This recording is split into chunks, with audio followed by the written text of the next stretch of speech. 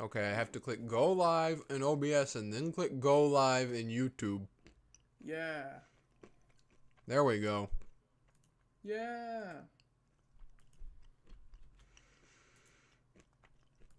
Oh my gosh. Ah.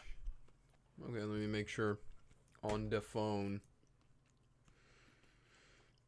Oh yeah, true. Me too. Me too. Yay! Levi, we made it.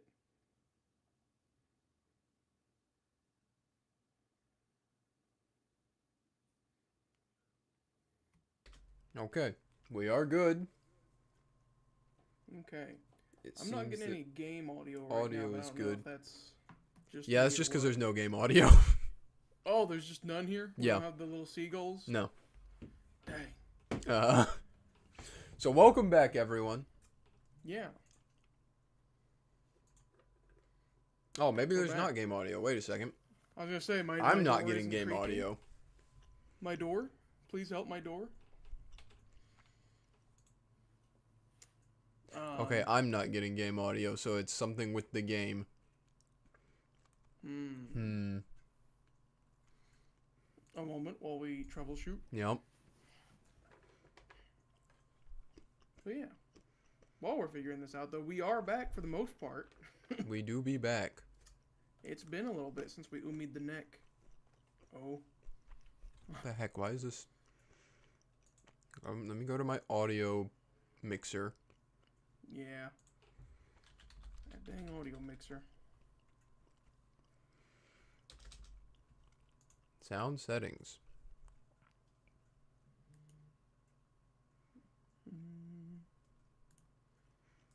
I gotta remember where even we were. Was it here?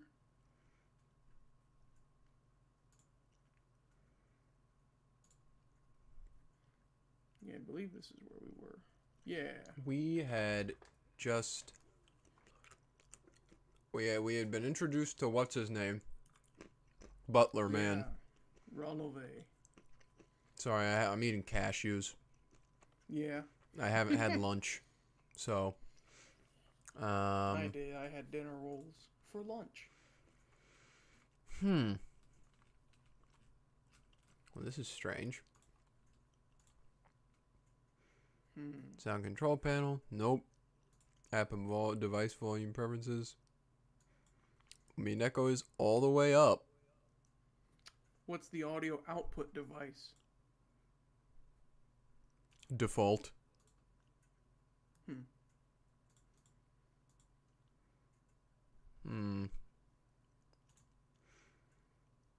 Strange. Strange indeed.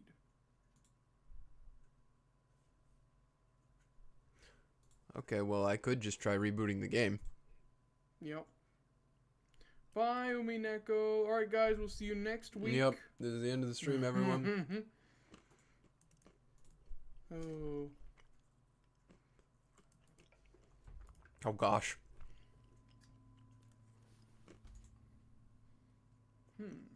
No, it's not. What the heck? The only thing that has changed is I have changed my computer's location. Umidedko. Oh, now it's also being weird. What the heck? Whoa. Okay. Yeah. I'm just clicking things to see if I can get... Nope. What is happening? I don't know.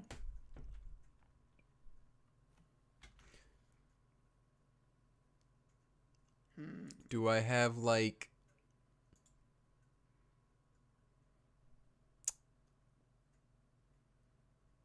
Well, I have your audio coming through. Yeah. So it's not... And if it were OBS, then you would hear it. Yes.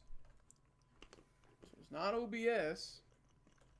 Let me try loading the answers arcs and see what happens.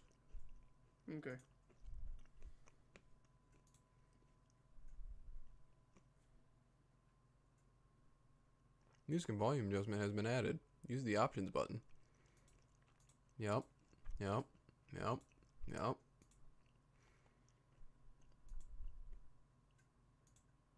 Well, he's doing that. I did figure out what was wrong with my audio in the Castlevania stream this past Thursday. OBS decided to change my audio input device without me making it do it. So it just didn't pick up my microphone at all. Okay, Answers Arcs is giving me audio. Strange. Very strange. Why wouldn't the questions arc?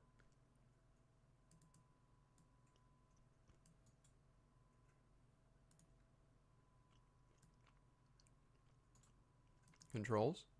Did I for some reason... Oh! I have muted the audio. You have muted the audio? How did you... Can you even do that? Yeah, apparently. At some point, I apparently pressed M to mute the audio. I didn't even know that was something you could do. Okay, technical difficulties over. I don't even know why anyone would ever want to do that. Why would you be playing Umineko and be like, I don't want to hear anything?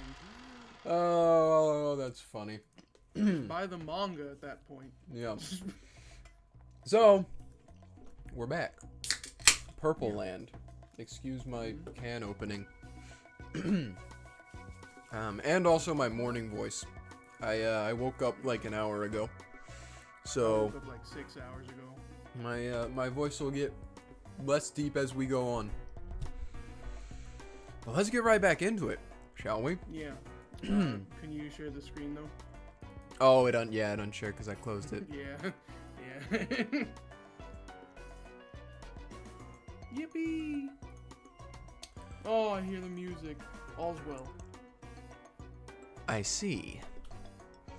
So she's not a witch, but a mistress named Beatrice who lived on the island. So there can be more than 18 people.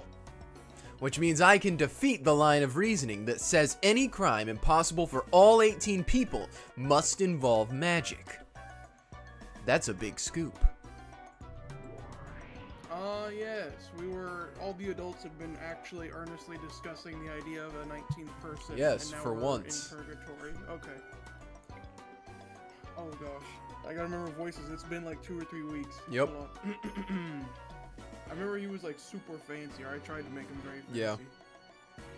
So, pardon me, Bachelor Summer. Would you like some black tea and cookies? In a second, I'm gonna try to lower the... I know there's a way that I can get to lower audio, and I want to make the music quieter, but I don't remember how. I think I shall mute again.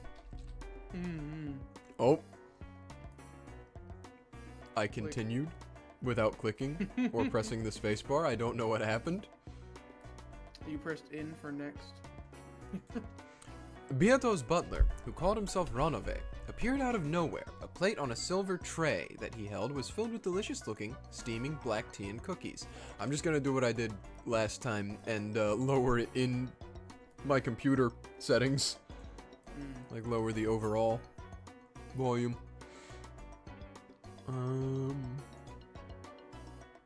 Nope, that's not it.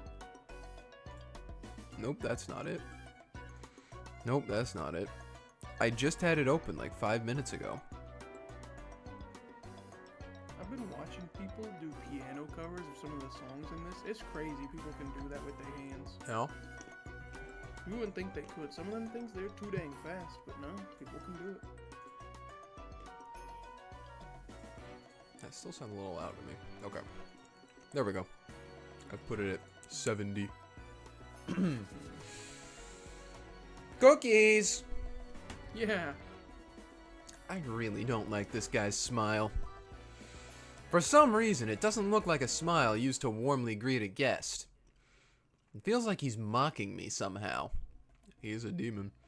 I don't know if he really takes me for an idiot, or if it's just a joke or something, but it's really irritating me. I don't need any. I'm busy now. Leave me alone. Am I? such a shame, and the cookies were so delicious too. Cooked so wonderfully, they would be wasted on a mere human. I'll eat some when I feel like it. Just set it down somewhere and get out of here. Will that be acceptable? Then I shall do so. You may eat them when they get cold and stale, and then regret to the fullest that you did not eat them while they were fresh. You really are annoying. Oh. Well, you're a lot better than that Beato, who keeps doing that creepy cackle right next to my ear. Yes, that is quite true. There are times when Milady's laughter becomes quite undignified. Every time I hear it, I find it painful to comprehend. Why such a noble demon as myself must serve such a master. Man, you're weird. If you don't like it, then couldn't you just not work for her? The economy. And yet, to continue serving is furniture's joy. If we do not serve, we would hardly be furniture. Setting that aside, how has the game been proceeding? Just now, you seem to have found some useful information that quite pleased you. I'm not gonna lie to you, Ranove, I'm getting my ass kicked. Well now, I wonder what your shallow wit has conjured up. As Ranove mocked me and giggled, he followed my earlier words literally and placed the black tea and cookies in a random spot nearby. In any case, it appears you are now more confident in the existence of a 19th person, yes? Would you be gracious enough to allow me to hear your opinion? Yeah, sure.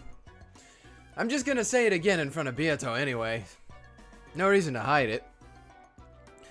Basically, it looks like there's a hidden mansion somewhere on this island, and that grandfather had his mistress living there.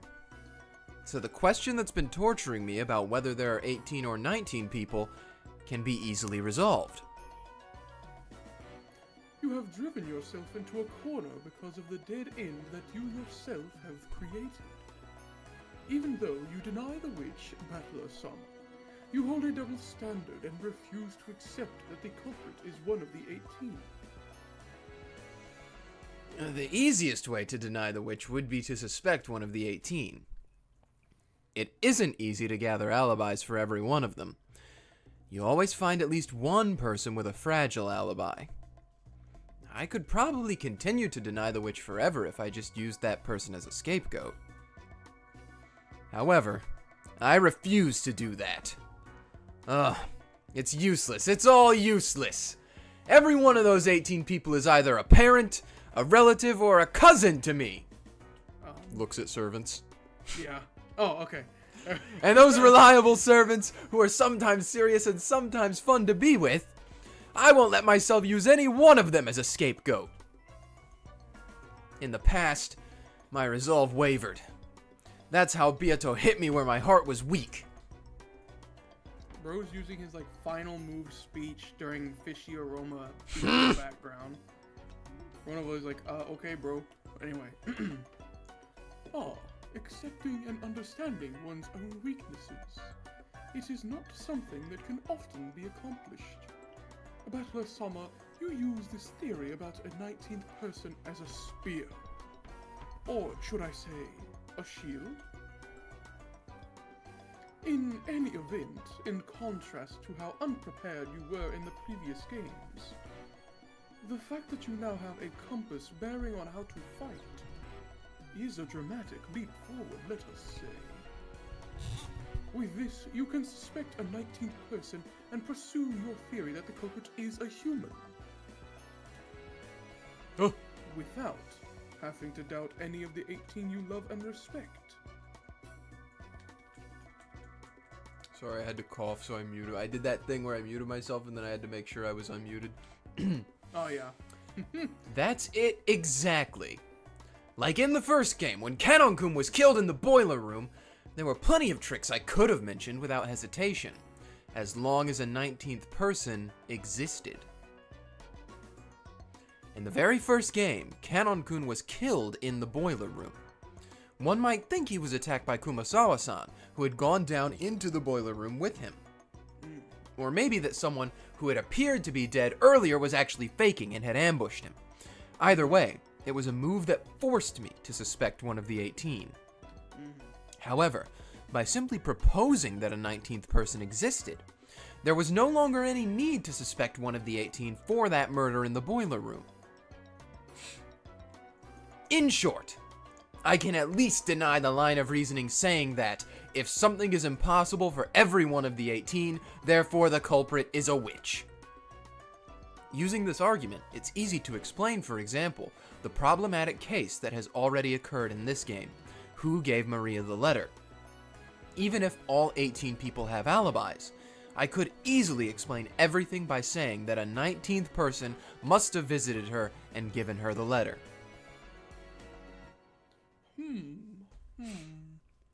I'd say that's quite a good move.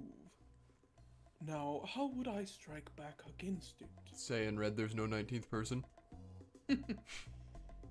You still have plenty of weak points, even if you are aware of them. Maybe the 18-person attack would be an effective move.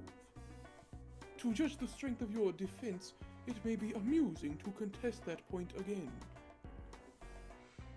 Then how will you do it, Demon Butler? Just smirking. Oh, music change up. I believe it would be appropriate to ambush the piece representing this 19th person that you mentioned. Okay, I'm liking this little scene where he's actually getting help from someone for once. There's a reason the fandom calls him Bronove. He's strategizing with him. He's helping him. Butler-sama, you have never met this 19th person, yes? Would you please show some proof that this 19th person exists? How naive. Of course, I knew you'd probably try that move. My, please respond to it. Witches and demons and the like. There's no more fitting move for you guys to use. It's one of those... devil's proofs. What is that? I've never heard of that before. When you try to make some claim to humans like us, we always counterattack by telling you to show some proof. Because that's a human move. But I'm fighting a witch. I'm taking part in a battle with someone who isn't human. And some moves exist that can only be used in a game against a witch. They're cheap moves. And that's what this devil's proof is. Because it's impossible to prove. Let's assume that there's a hidden mansion on Rokkenjima separate from the Ushiromiya family mansion, and that a woman named Beatrice lives there. In order to prove this, one must find this mansion and actually bring Beatrice out of it. That's called actual proof in the human world. However, if we follow the rules of the devil's proof, you can't deny that she exists, even if there's no proof that she does. Because it's impossible to prove that something doesn't exist. That's right, I'm finally able to turn the tables using this devil's proof which tormented me so much before. Those guys were always trying to force me to accept the existence of the witch with it. After all, it was physically impossible for me to show any proof that witches don't exist and deny Beato's claims. That's why I kept getting hit with the reckless argument that witches do exist and was unable to counterattack. And that's why I'll spin the chessboard around right now. If I can't disprove the existence of witches, then that means if I suggest that a 19th human exists, you can't deny that either.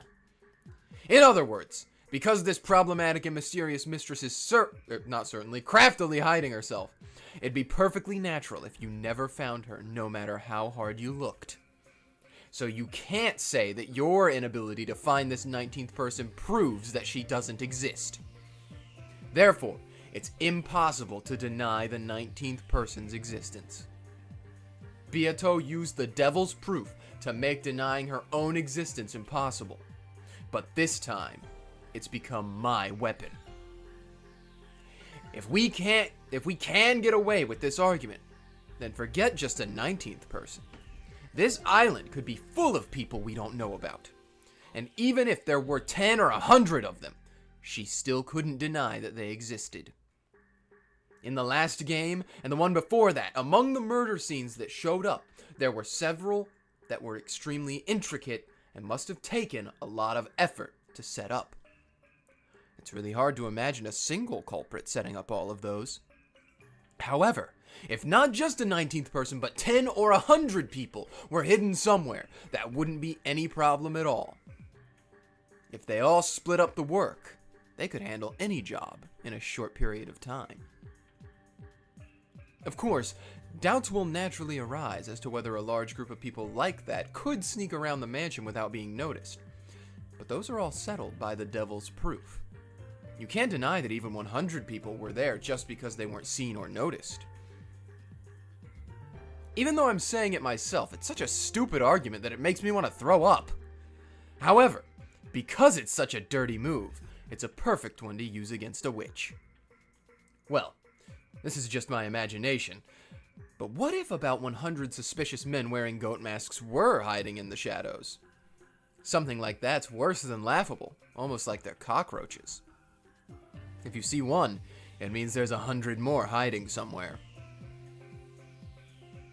Well, I do think it's a ridiculous argument that's horribly twisted. If my opponent were human, I'm sure they'd yell at me like I was out of my mind. But my opponent is a witch. And after all, that's the kind of competition we're having, isn't it? I'll use any kind of reckless argument to explain it using humans and deny the witch. Anyway, with this move, I won't have to doubt any of the 18 who are close to me again. I won't suffer a defeat like last time again. I see. You have learned from your previous defeat. That is good.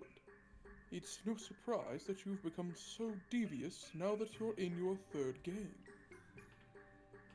You first strengthen your own defense. That is truly a solid first step. Quite a spectacular move, I would say. Well, even if we do assume there's a 19th person, there are still a few tricks left that I can't resolve, like the actual number of master keys, no matter how many humans I add.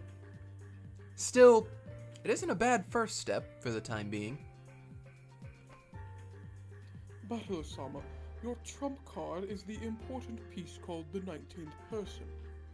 You countered my move of asking where the proof was by using the devil's proof. A good skirmish. Although I must apologize for making a move by myself when Milady isn't here.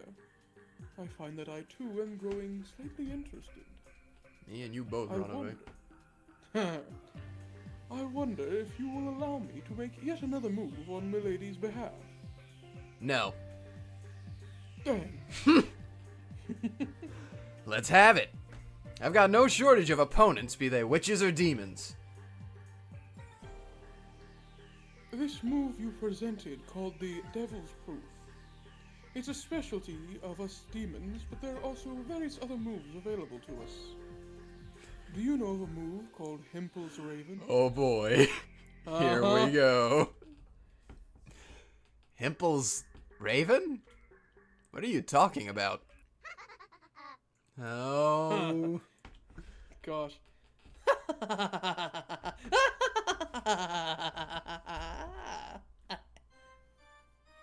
Just then, that enraging laugh I've heard so many times started echoing. Wow. Wow. The room was filled with dazzling golden butterflies, and in the center of that whirlwind, the Golden Witch appeared. If it isn't Milady, good morning. I thought you might be doing something interesting while I was away. Hempel's Raven, was it? Such a familiar old move, I could almost laugh. to think the day has come when I get to show it off to BUTLER. It's a classic move to use against a devil's proof. Ronove, I will make this move. Do not get in the way of my fun. He was so close to explaining it to him. So, you've finally shown up, you guffawing witch. I see you're laughing like a freak, just as usual. This guy was talking behind your back just now, telling me how undignified you look when you do that. Right? How rude. Is that true? Nonsense. Why would I speak such gossip about Milady, whom I regard with such sincere respect? I can't believe you'd say something so shameless.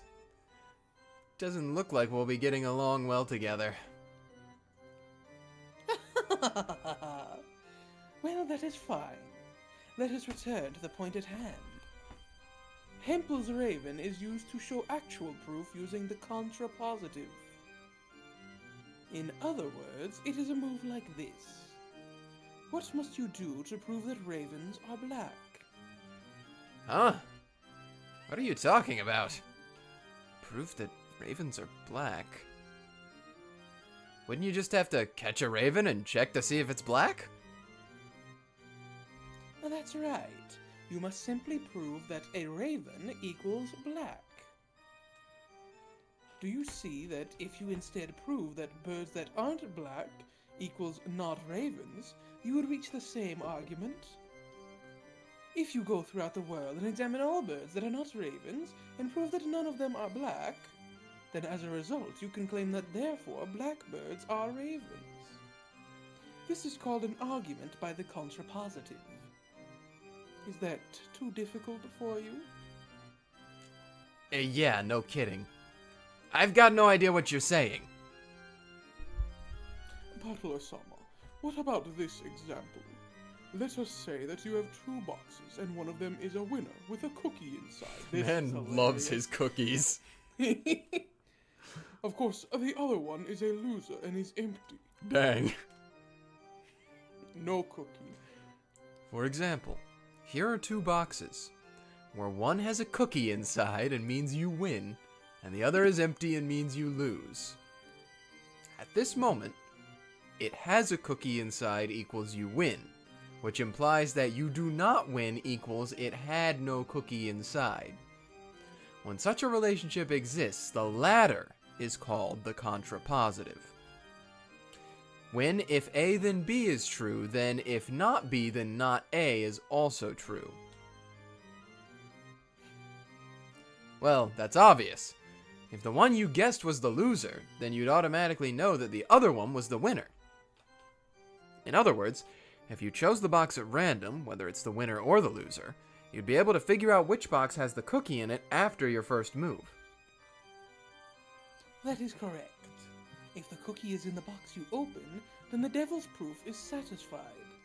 You can directly prove that this box is the winner, therefore this box has a cookie in it. However, if the box you open is empty, then the reverse, Hempel's raven, is satisfied. In other words, this box does not have a cookie in it, therefore this box isn't the winner. And as long as we accept the premise that there are no more than two boxes, the contrapositive shows the other box is automatically the winner. Well, I think I'm starting to see your reasoning. Only poison can stop poison, and only twisted logic can stop twisted logic. Then what? How does that overturn my claim that because there's definitely a 19th human hidden on this island, even if all 18 people have alibis, still won't... I missed the I. I still won't have to accept witches. Very well. I will teach you about my move. First of all, you are stating that the culprit is not among the 18, therefore the culprit is a 19th person. So if you use the contrapositive, it ends up like this. In short, the culprit is not a 19th person, therefore the culprit is one of the 18. Huh? What What do you mean? Only that I've countered your move. Let's try and keep things simple. Renove, explain. It seems you have made things easy enough for BUTLER to understand with your cookie-in-a-box analogy. I'm wanting to use another cookie analogy so bad right now. Then forgive my presumption. Allow me to explain my earlier example once more. I suppose that's still me. Maybe. Allow me to repeat my earlier story about two treasure boxes, one of which has a cookie in it. Oh, In this situation, you have an 18-person box and a 19th-person box. So the cookie represents the culprit. BUTLER-sama, let's say you open the 18-person box. Because the cookie is not there, you have paradoxically proven that therefore the cookie is in the 19th-person box. That lets us make an even more paradoxical claim. In other words, if it was first shown that the 19th-person box was empty, it would prove at the same time that the cookie is in the 18-person box. But you have to prove that there's no 19th person to do that. BUTLER-sama played this move in order to avoid having to doubt any of the 18. But it's now been used to prepare an 18-person attack. And what the hell?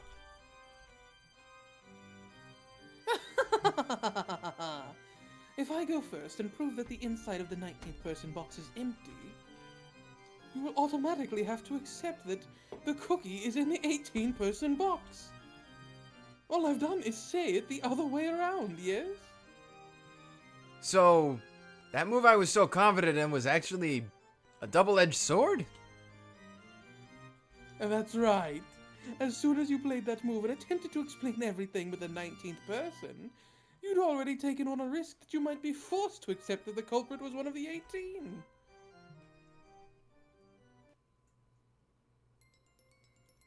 I see. Hempel's Raven. So this is a countering technique. Wait. If I really think about it, this counter is really disadvantageous for me. Oh, he's getting it now. He's finally understanding. the cookies help. Wait a minute. I'm in a bad situation. This isn't a cookie we're talking about. See? If I imagine that the loser treasure chest actually has a bomb in it, it gets even clearer. He loves his bombs. And there aren't just 2 treasure chests, but 18 plus 1 more for the 19th person. If you think about it as a total of 19 boxes, it gets even easier to picture. First off, one of the premises of the human culprit theory is that the bomb will definitely be in one of those boxes. I didn't want to place the bomb in the boxes for any of the 18, so I used the devil's proof and created the 19th person box so I could throw the bomb in there. That much was fine. But then, Beato struck back. Now, if the contents of the 19th person box are empty, that'll automatically mean the bomb's in one of the other 18 boxes. If I could examine what's inside all 18 of those boxes, then as long as I can show that the bomb isn't in any of them, I'll be able to safely show that the 18 are innocent. If that were possible, I'd have nothing to fear. However, in reality, that'd be almost absolutely impossible. The police wouldn't come here in this typhoon. We don't have access to scientific investigations or experts or anything. In short, we can't prove anything decisively. It'd be impossible for me to find any proof other than simply gulping down whatever alibis each of the 18 give. That means I personally have to prove their innocence. And I have to do it perfectly. Like, by staying with them the whole time, never letting them out of my sight for a second. Who's ready for 18 games? Woohoo! By doing that, I could probably be sure of that person's innocence. Be sure the bomb isn't in their box. However, in practical terms, that'll be impossible. In other words, I'd have to expend an incredible effort just to check the contents of one box. And there are 18 of them! In other words, unless I bound all 18 of them in chains and watch over them, that'd be funny, It'd be impossible to prove that all of them have empty boxes. However, Beato only has to open one box, the 19th person box, and show that it's empty to prove the bomb's in one of the other 18 boxes. Furthermore, there's no need for her to show which of the 18 boxes has the bomb. I've got 18 times more work to do to explain my pet theory than Beatrice does for hers. Dang. When a devil's proof exists in this world, it takes a vast amount of effort to argue against it, and there are many cases in which it is impossible to do because of the situation. However, Hempel's Raven turns that problem around, and makes it possible to prove things easily. By using Hempel's Raven, various reckless arguments become possible to prove true or false. For example, let us say I make the proposition, all humans except me are foolish. Normally, I would have to examine all of humanity except myself and show that they are foolish. However, in reality, it would be impossible to investigate billions of people. It's just the same sort of effort you'll need to open all 18 boxes.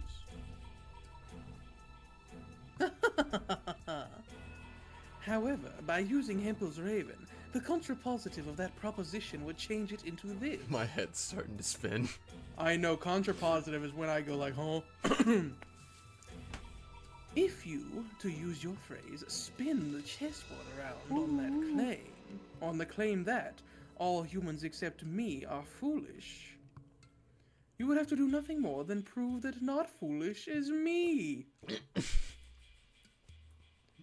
And what do you think that means? Oh, hello, Ohio Sergeant.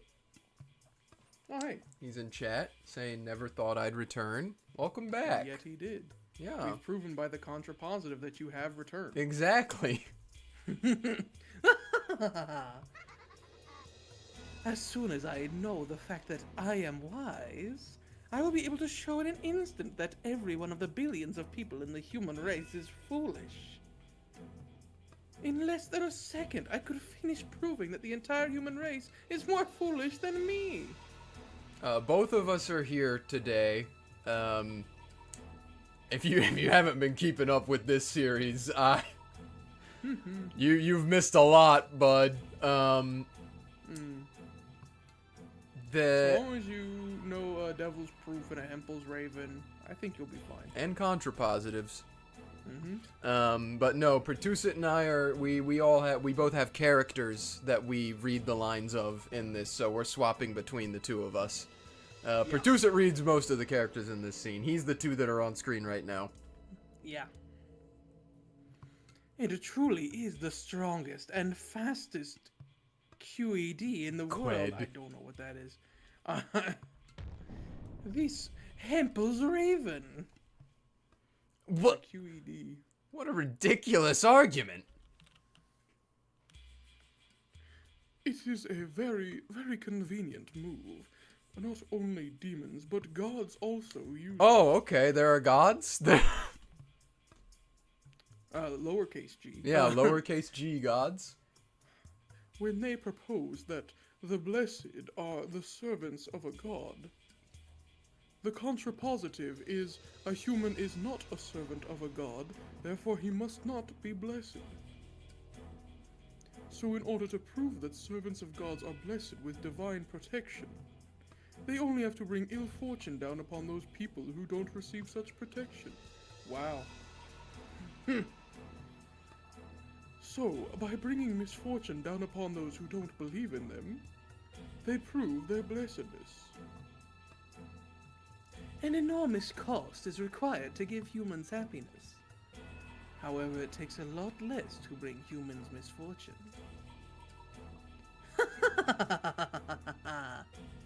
So by using Hempel's Raven, gods are actually giving believers the joy of divine protection for cheap. You demon. It's a demon's argument. That's crazy! Holy moly. I looked up what a QED was. Yeah.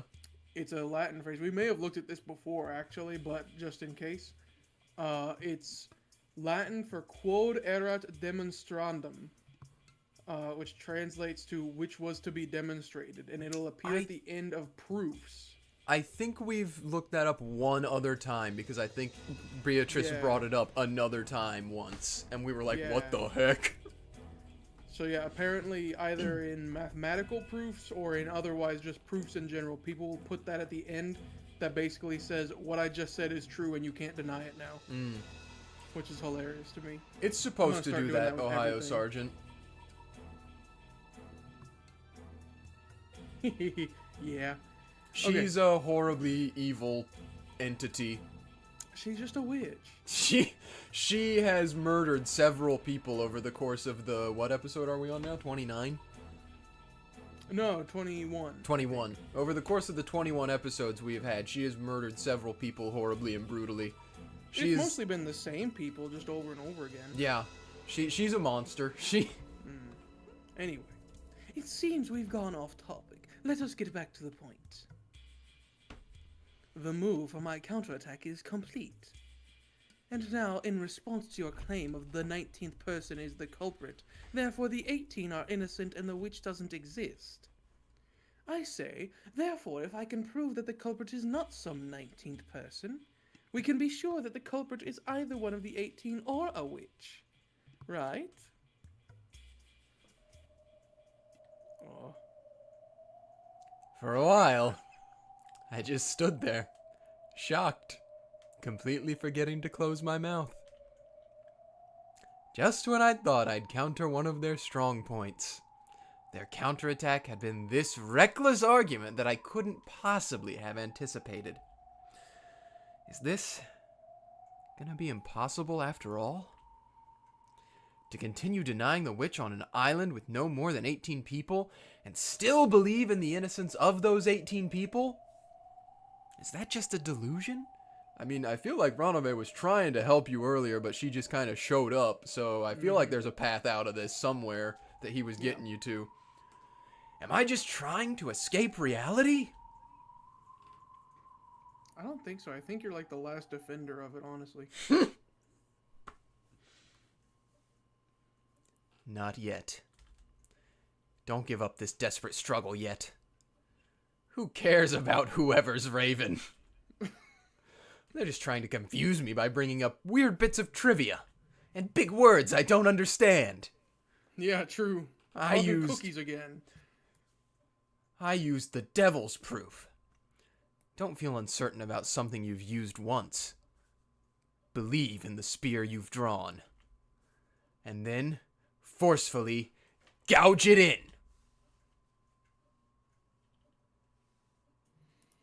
We're still in the opening part of the game. Do you plan to keep thinking on this level?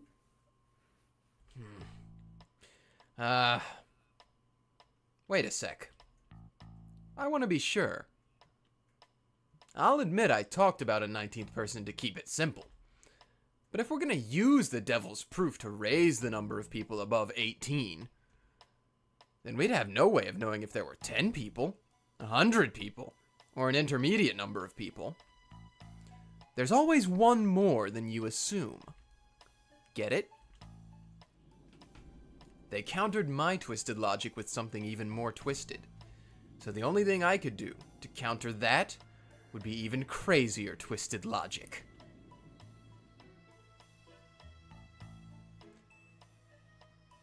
Dang.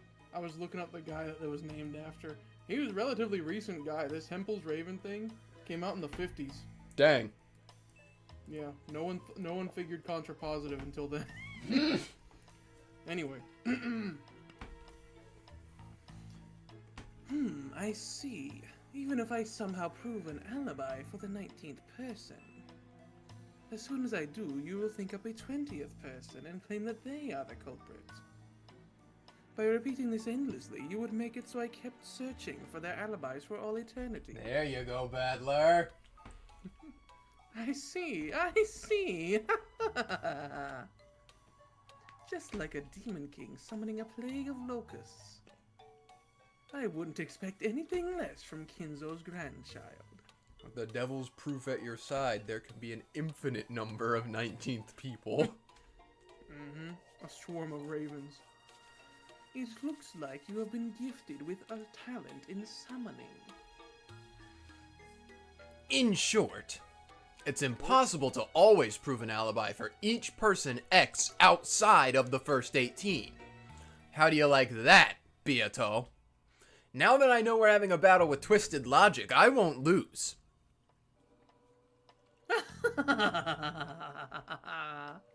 How foolish. Who do you think I am? I am the Endless Witch. The thought that you could challenge me endlessly is just absurd. Endless control means that I am able to kill endlessly.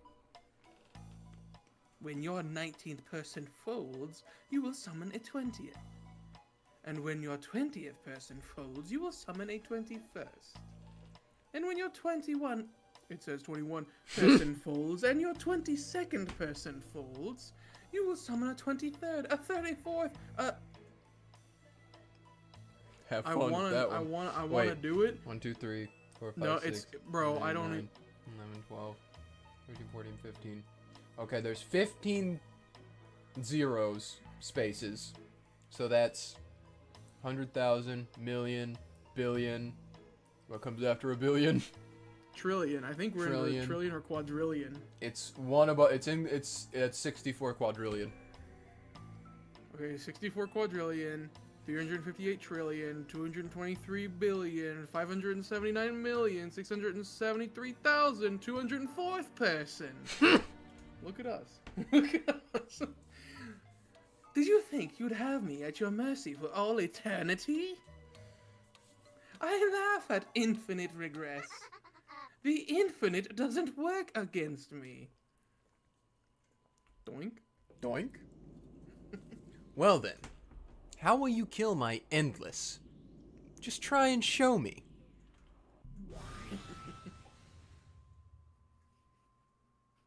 Uh-oh.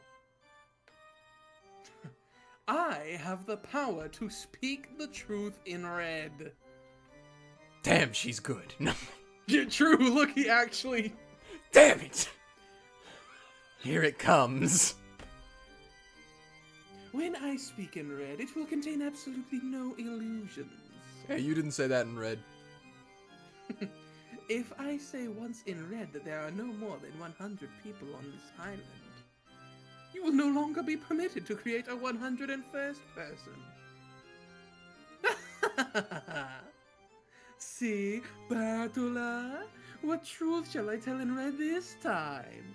Where shall I strike for the kill and force you into hopelessness? Come, show me your usual frightened face. Oh, Thanks, Ohio Sergeant. I thought we were gonna go back into the game board, but apparently not. What?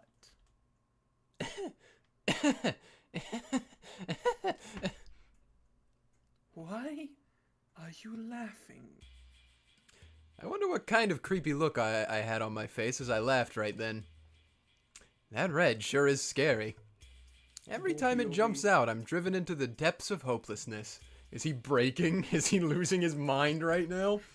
He's going the But- Jonathan mode. I've already realized something. My life is a comedy now.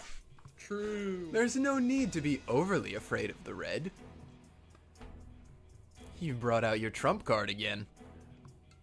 So, how and for what will Beatrice-sama use the red this time?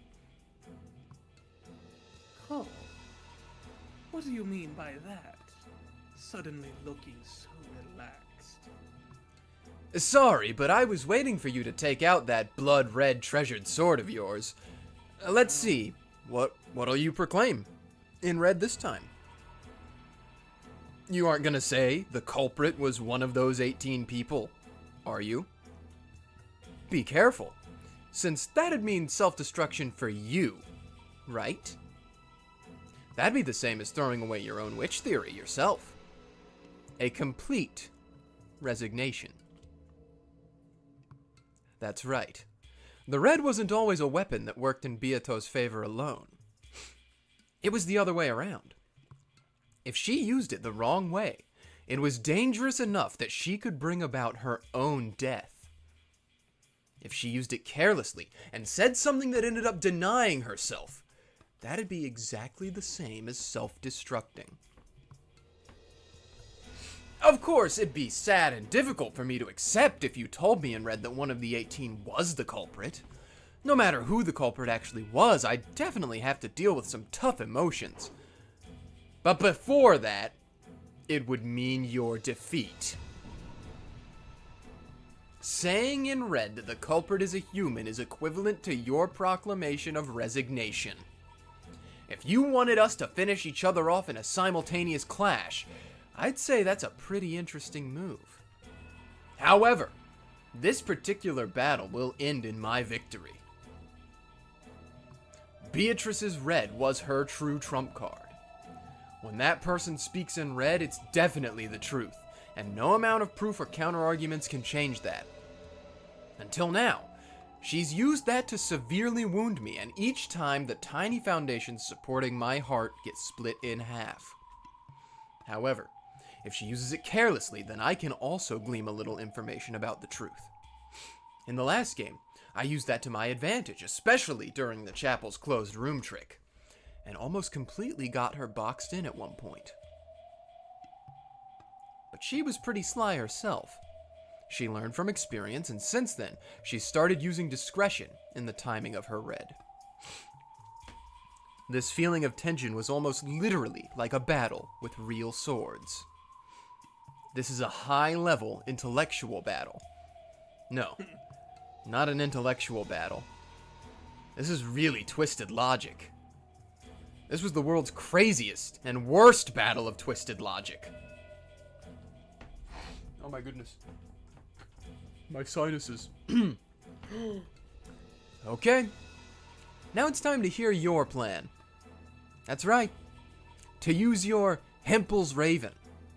First, you'll have to confirm in red how many humans there are other than the 18. And after that, if you proclaim in red that none of the people in this group are the culprit, that's right, that might be a fatal wound to me. I'm surprised that you no longer have even an atom of fear for the red, which once terrified you so much. You're quite resilient. Try taking it out.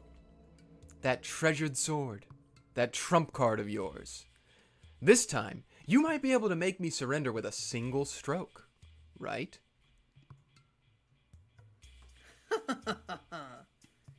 Interesting. I wouldn't have it any other way. Agitate her. Challenge her. Drive her into a corner and make her speak in red.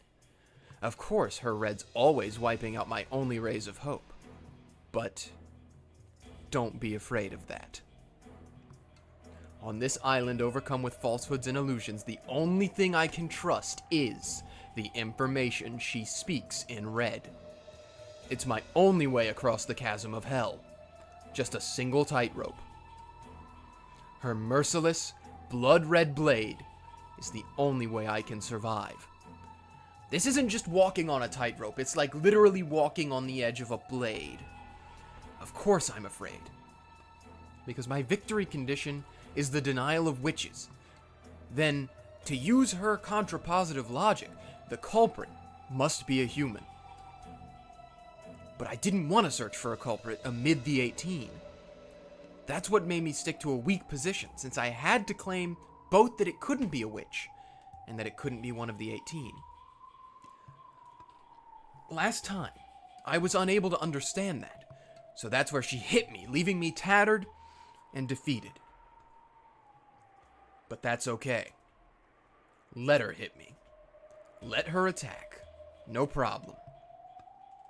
Someone said it once in an old sword fighting movie that a good fortress has one, and only one, intentionally weak point. The enemy would gather there. They would be lured there. And that would be where the actual battle took place. As long as I understood my weak point, points. As long as she wanted to attack those weak points, it was as if I were luring her into launching an attack there. Gauge the distance between us with care. I thought it was gouge at first. Yeah. So my brain caught it correctly, but my mouth wanted to say gouge, so I went gauge. Gauge the distance between us with care, retreating step by step. Make them move forward. The more she recklessly flourished that red, the more chances I would get to strike back. Don't be afraid of the red. Keep her cornered, so that she'll have no choice but to refute me with the red. No matter how oppressively she speaks in red. That's right, that red itself is the same as fresh blood leaking from her wounds.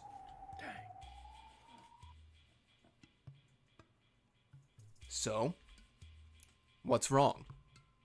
First of all, why don't you tell me how many people are on this island total? If you don't, your raven can't cut me up. How surprising that you can be this desperate and yet this difficult. One cannot make light of someone putting their life on the line, no matter what the error. It's no surprise you're Kinzo's grandchild. The more cornered you are, the bolder you become.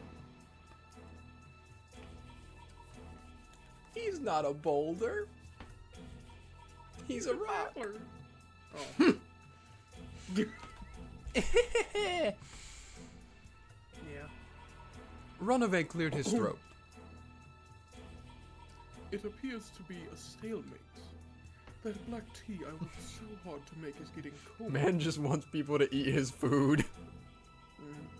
Milady. Runaway, who was supposed to be her ally, roguishly rushed her into making the next move. Beato probably thought she'd managed to smile back and appear confident, but she couldn't hide the sweat building up on her forehead. Actually, that's more like her cheek. By now, she had completely lost the confident feeling that had allowed her to turn her nose up at her worthless opponent. Of course, she probably wouldn't be cornered by something like this. She's just being cautious. Until now, I've been inexperienced. I didn't know how to fight, and I wasn't strong enough to be her opponent. However, now that we've reached the third game, she's realized that I'm starting to become more skilled, and she's grown more cautious, thinking every move over carefully. Sure, that's just fine, Beatrice. Sorry to keep you waiting. Are you happy now? Now it's starting to get interesting, huh?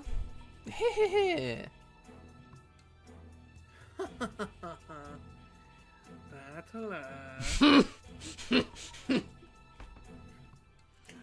She's upset. Is that it? Are we good? Oh, no, okay. This isn't getting us anywhere. Then, should we get to the heart of the matter and go with the usual? Oh, the usual, you say? Then by all means. If I don't hear you say that, I guess I just won't feel like starting. The first move was mine. Here I go, Beato.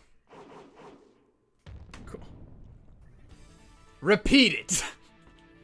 On this island, there are only 18 people.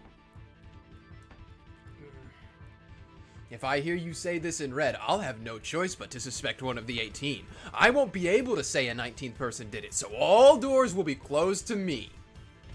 However, I believe the culprit definitely isn't one of the 18. There's no way any of those 18 could commit such brutal murders. I'll say it again. Repeat it. On this island, there are only 18 people. I refuse. I won't say why. Whew!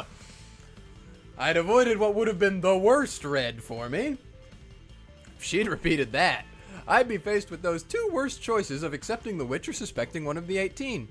Like last time, all over again. But Beato hadn't proclaimed my ultimate and greatest weakness in red. She refused to repeat it, even though there was no reason for her not to strike, even though it was a weakness she should have been drooling at. She hadn't sliced me up with red by using that move, which should have been as good as forking a rook and the king. Ooh. This was a big sign of my advantage. That's right. The culprit isn't one of the 18. I won't suspect anyone. And since the culprit isn't a witch either, it means a 19th person exists on this island. And that's you. A person who, as grandfather's mistress of 30 years, has been secretly living in a hidden mansion in the forest for a long, long time. The human, Beatrice. That's right. You aren't a witch or anything like it. You're just a human who's been living on this island and hiding for several decades.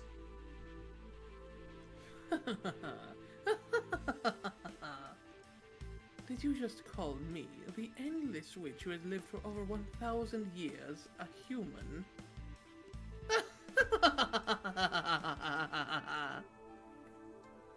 For a while, Beatrice continued to laugh unpleasantly and gloatingly, or maybe spitefully. Are you ready?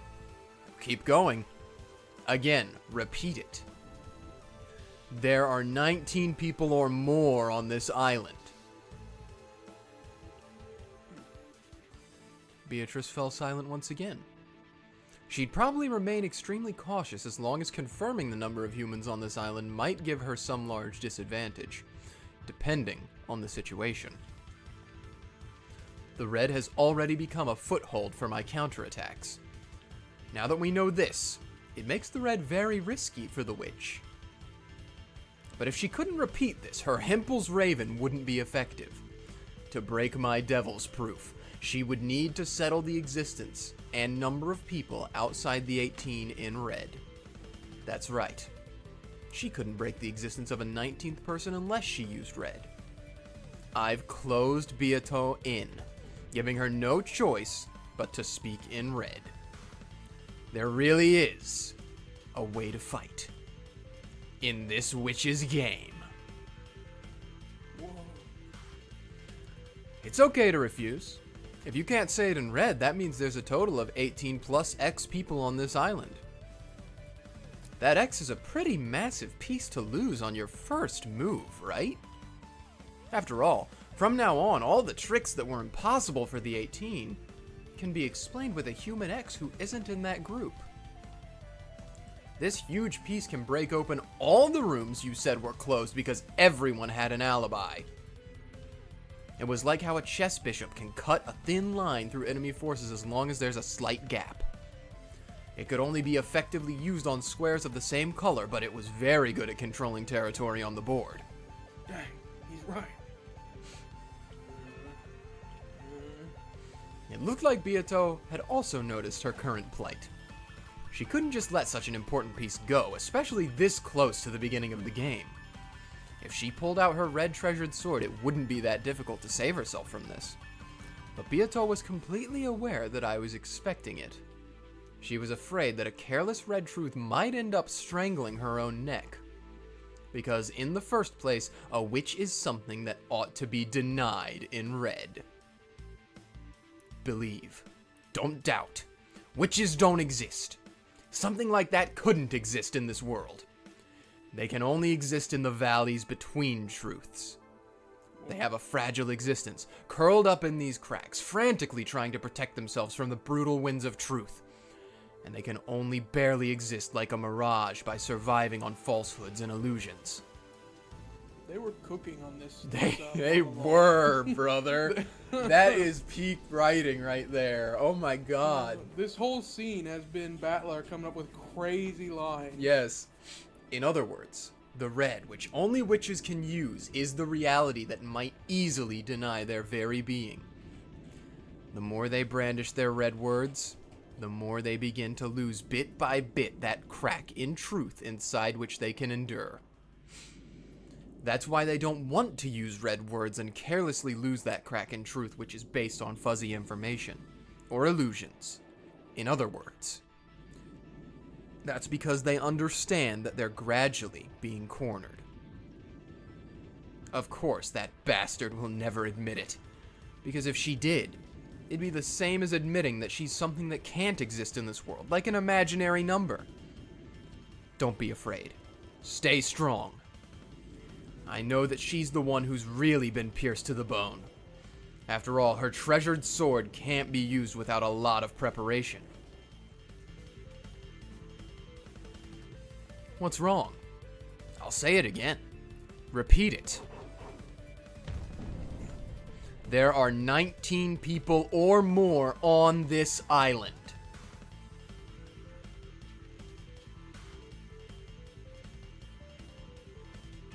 Oh?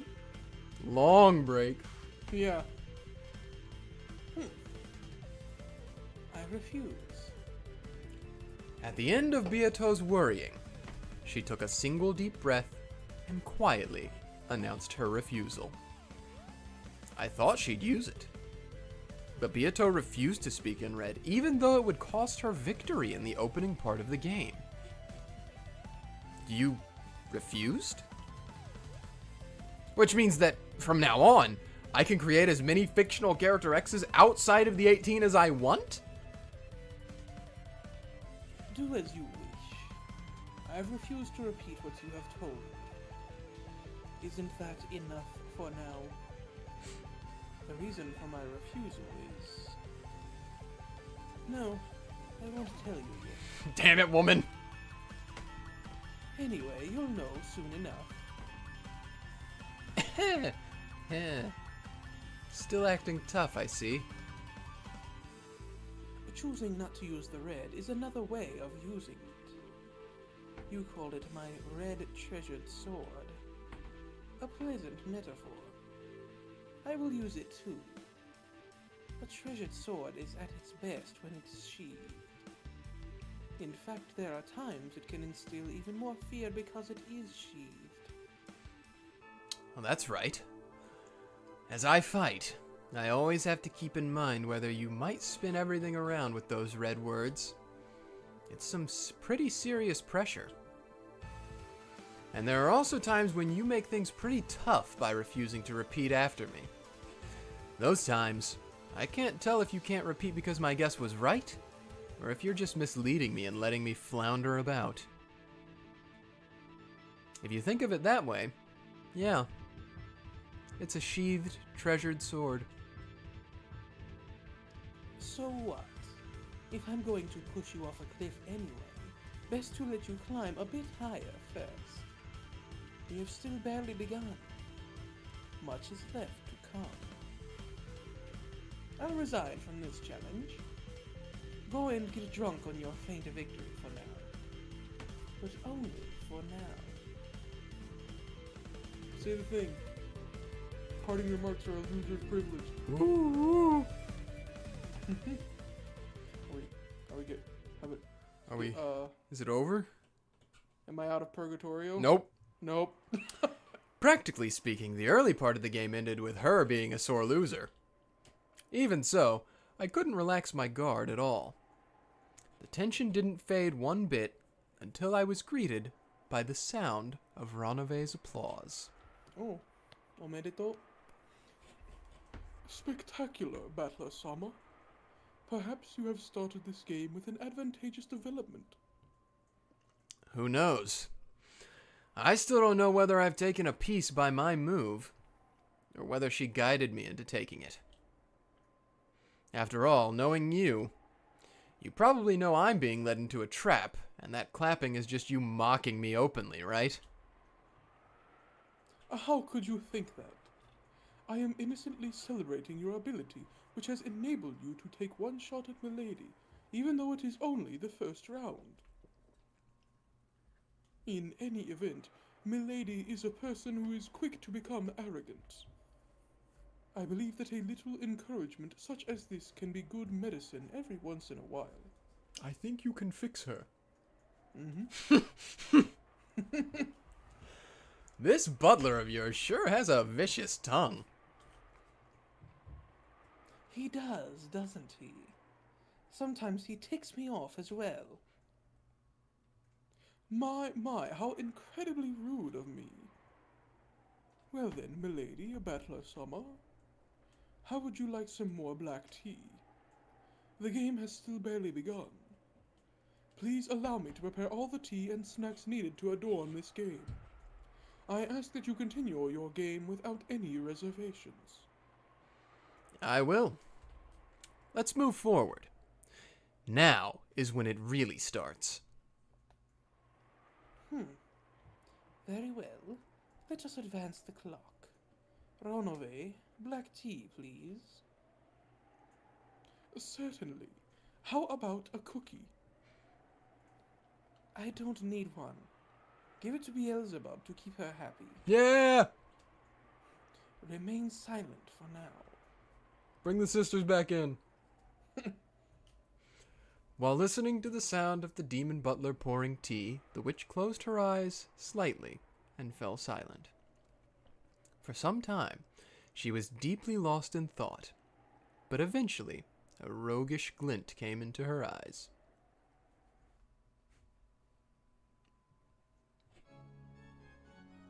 Very well.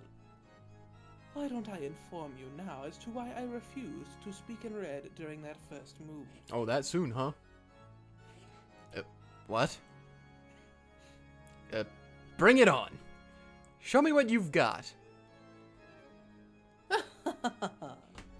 Yes, that piece really was big enough that I'd hate to lose it. It may be hasty, but allow me to make my move. I won't use the red, but from here on, Rosa will explain on my behalf. Oh, Listen. we going back in? Please. I'm sick of seeing purple. She puts a purple tint on the rest of the game. Yeah, true. She would. Yeah? Okay, brief moment. Oh my gosh. My loving, amazing parents brought me lunch, so I'm gonna go grab that real quick and I'll be back. Okay, I'll sit here. I'm going to take a sip.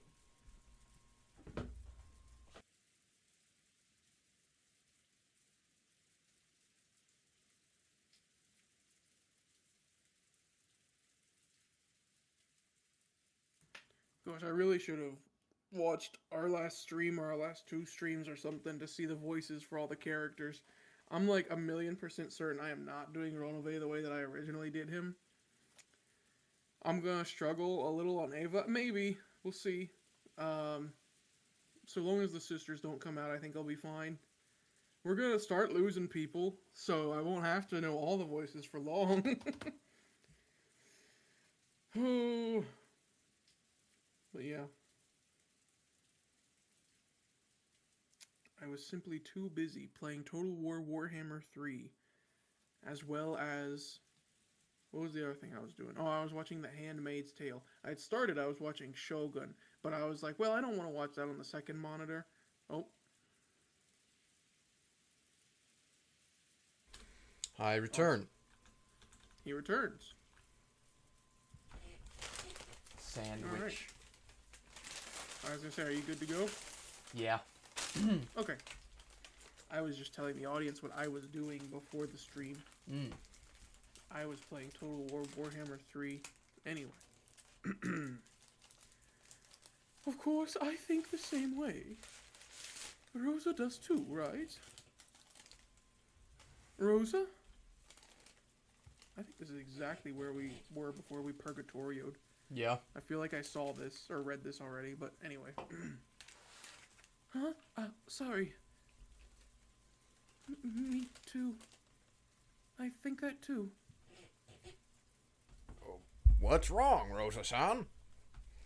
You've been really quiet for a while now. Are you feeling sick? I missed Hideyoshi so much. He's my comfort character in this. He really is. Oh. From the beginning, Rosa had never been one to cut in on the siblings' fights. But even so, she seemed unmotivated, and had said almost nothing during this night's conference. Even the narrator dogging on Rosa. The whole time, she had hung her head and appeared to be thinking of something else. You've been in a daze for a while now. Do you think you can protect the inheritance like that? You're also the mother of your child, so get a stronger hold on yourself. I'm sorry. Did you wake up really early in the morning? If you feel sick, you shouldn't overdo it. The beds in our guest rooms have been prepared. How about taking a rest? I will guide you. No, I'm fine. Thank you. What is it? They're all uncharacteristically concerned for her right now. Yeah. Is there something you're worrying about? I'm waiting for the other shoe to drop. No, not really. Is that so? It feels like your mind has been elsewhere this whole time. I wonder if that has anything to do with what we've been talking about. At those words, everyone stared at Rosa together. As if in response, Rosa's shoulders quivered. Apparently, Kyrie's guess hadn't been wrong. Rosa couldn't deny it either. No, She swallowed whatever it was she had been trying to say and went silent again. Of course, the other siblings also began to realize that something about her appearance was different from usual. What is it? You've been weird for a while. Did you think of something? We all just swore to remain united, didn't we? Don't hold back, worrying by yourself. We said we'd talk. Rosa, tell us. The men pressed her one after the other, and Rosa confessed resignedly and nervously. The atmosphere made it seem as though she was confessing to some modest prank, which had inadvertently brought about a serious situation. no, this mistress of grandfather's, this Beatrice. I was wondering if she's still alive. Huh? Isn't it obvious that she's alive? After all, she was able to send that letter to us. Whether she's in good health or not is a different story, though. The woman in that portrait must be getting up there in age by now. I'd say she's healthy. People who are crafty when it comes to money stay healthy no matter how old they get. Dang. Her evil plan might even be the best rejuvenating agent.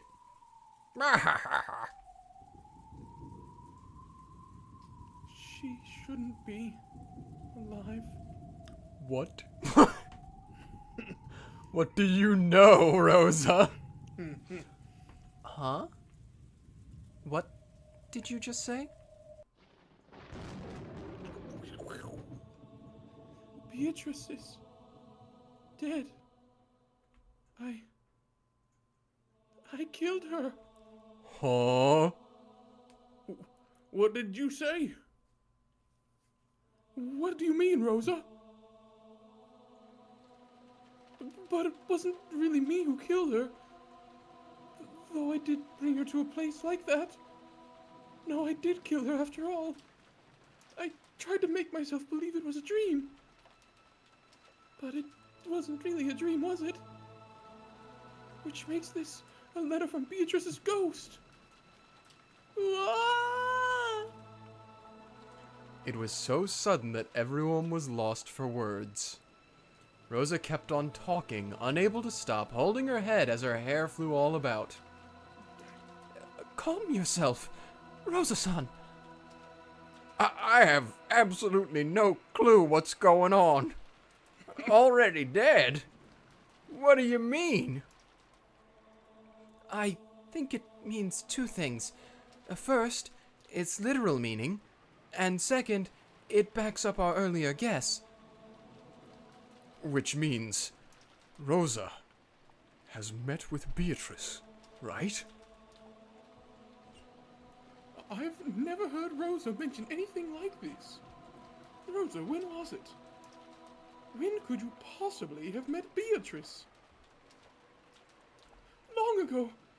Long ago. We just moved over to the island and I was still young.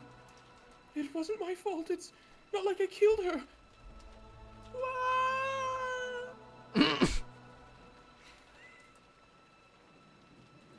Calm down. Nobody's blaming you for anything, right? First, drink some water. Okay? Nazi-san, the pitcher, please. Yes. Here you go, Rosa-san. Please, calm yourself.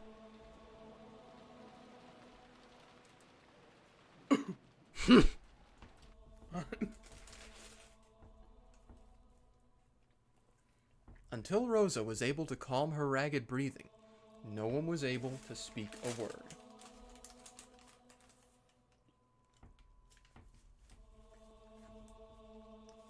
Alright. True. That's one scene down. Or one... I don't know what these are called. Chapters? Yeah. I That's one suppose. chapter down. Yeah.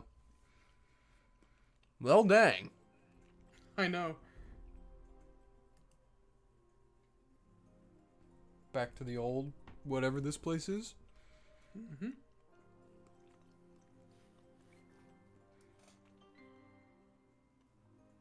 Oh, look at that. We didn't see that. Is this the last time, other I don't think. mansion? This is the other mansion. Beatrice, I have been calling to you for some time now. Did you not hear me? Uh-oh, please no. Ha! Let me take a drink. These two, Have fun. just put Shannon in there too and kill my voice. Okay. Who were you? My apologies. I was lost in thought. Forgive me. The weather is pleasant. Yes, I can understand how the weather has stolen your heart. Will you have your black tea here? Who am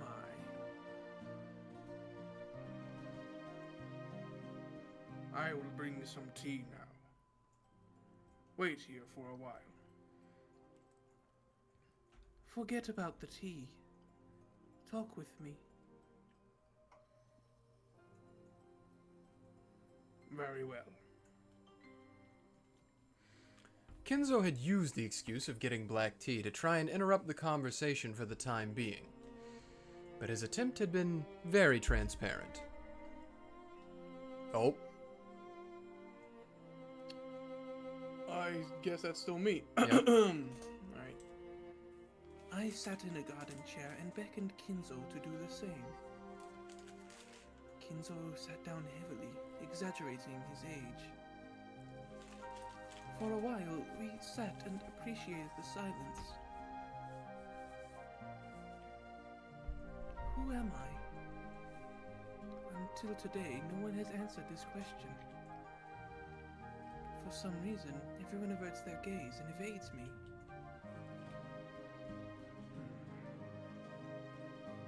I have known you for a long time. I think of you as my best friend, even as a father. That is why I want so much for you to tell me. You should know who I am.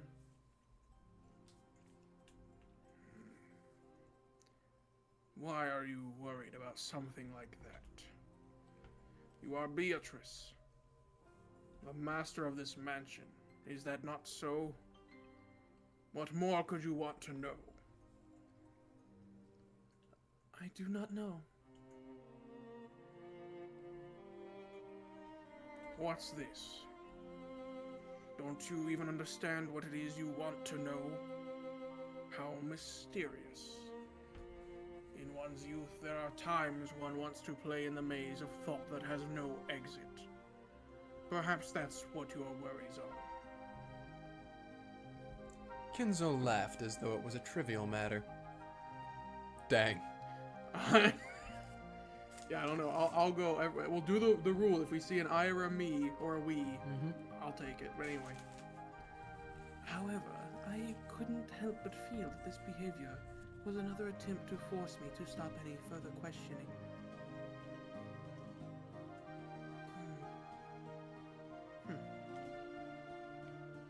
So you won't tell me, after all? There is nothing to tell. You are Beatrice. Isn't that more than enough? No, that's not it. What I wish to know is not my name. I want to know who I am. Who am I? What am I? How long have I been here? And how long will I have to continue my days here? I really should bring some black tea. Dang.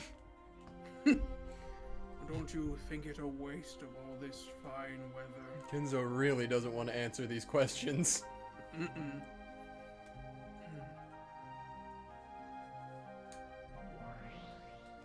What's this all about? It looks like it's probably the story of your past, right? Something like that. To think I would go this far back. Looks like you had some pretty deep worries even then. Wondering who you were. That is to be expected. At the time, I was unable to understand who I was, or why I was alive. Well, in puberty, everyone's captured by those philosophical worries, at least once, wondering what meaning there is in their life. Doesn't this just prove you had a charming period like that at one point? Back in, I suppose. I'd been in that mansion since the time of my birth, and I lived only inside the mansion. Of course, I went out into the garden, but the area around the mansion was surrounded by a very tall fence. I was unable to leave through it, and I was told severely that I mustn't leave. I could walk freely throughout the mansion and the garden, but outside of that, not once was my desire to take just one step outside of my own accord granted. What do you mean by that? Are you trying to say that as far back as you can remember, you were always a bird in a cage? That's what I thought at the time. After all, as soon as I became aware, I was living like that. I didn't even think to question it. Who in the world are you? That's it. That is what I also hoped to know. I'm sure you'll say something like, I wasn't a human, I was a witch, right? No, that's not true. That isn't true yet. Or should I say that was once the case. I was constructed by Kinzo, a human built by a human. Okay.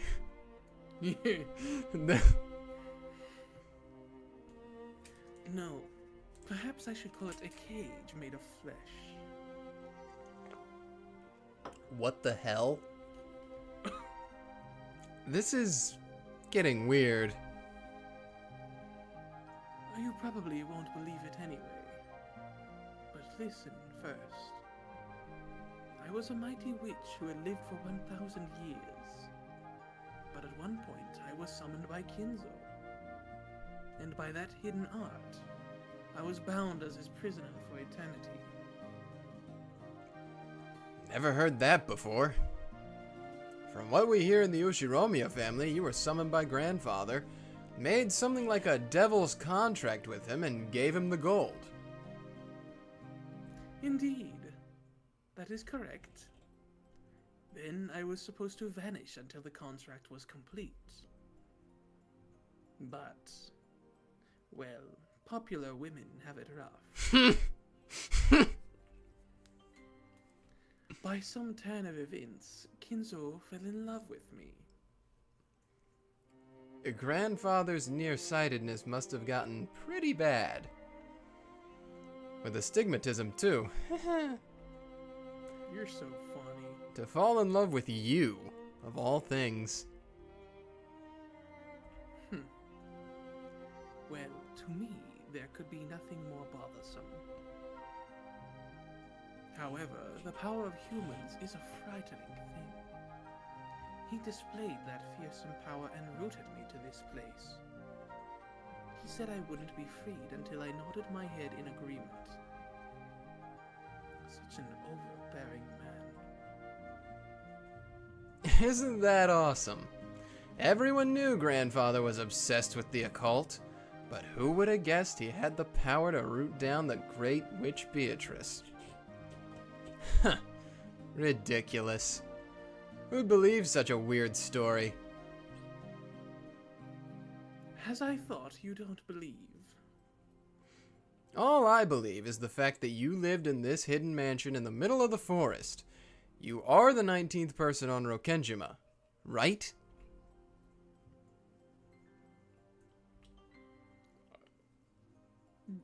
Okay, I'm gonna assume this is present-ish Beatrice.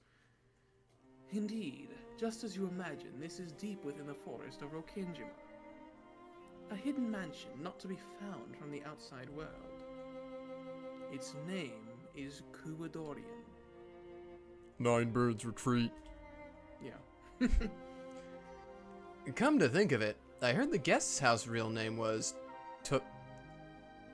Torayan? Yeah. Visitor's Retreat. I see. The naming sense is similar. So, you were grandfather's mistress, who lived here in secret? Isn't that right? Mistress isn't the right way to say it.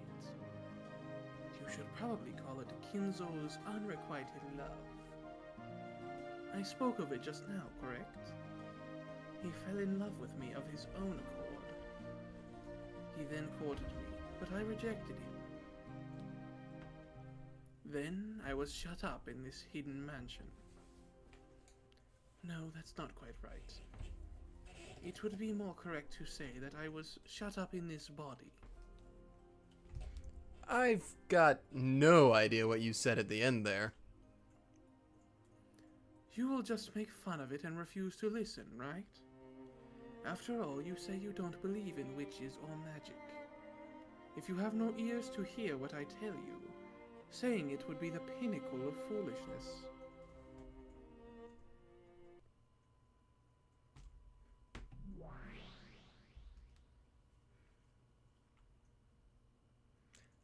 I'll decide whether I believe or not. After all, if I don't ask, the story won't continue. Tell me. Let's hear this story from your past.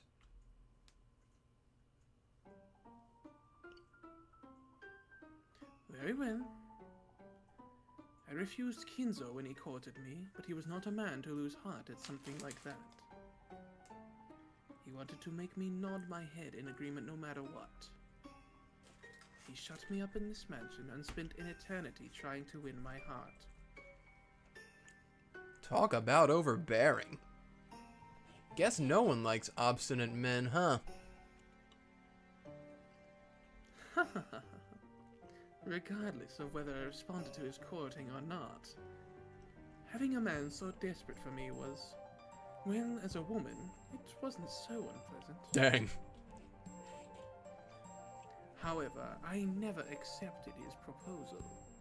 I tried to find some way to break through his guard, but that barrier was firm, and I couldn't crack it. And then?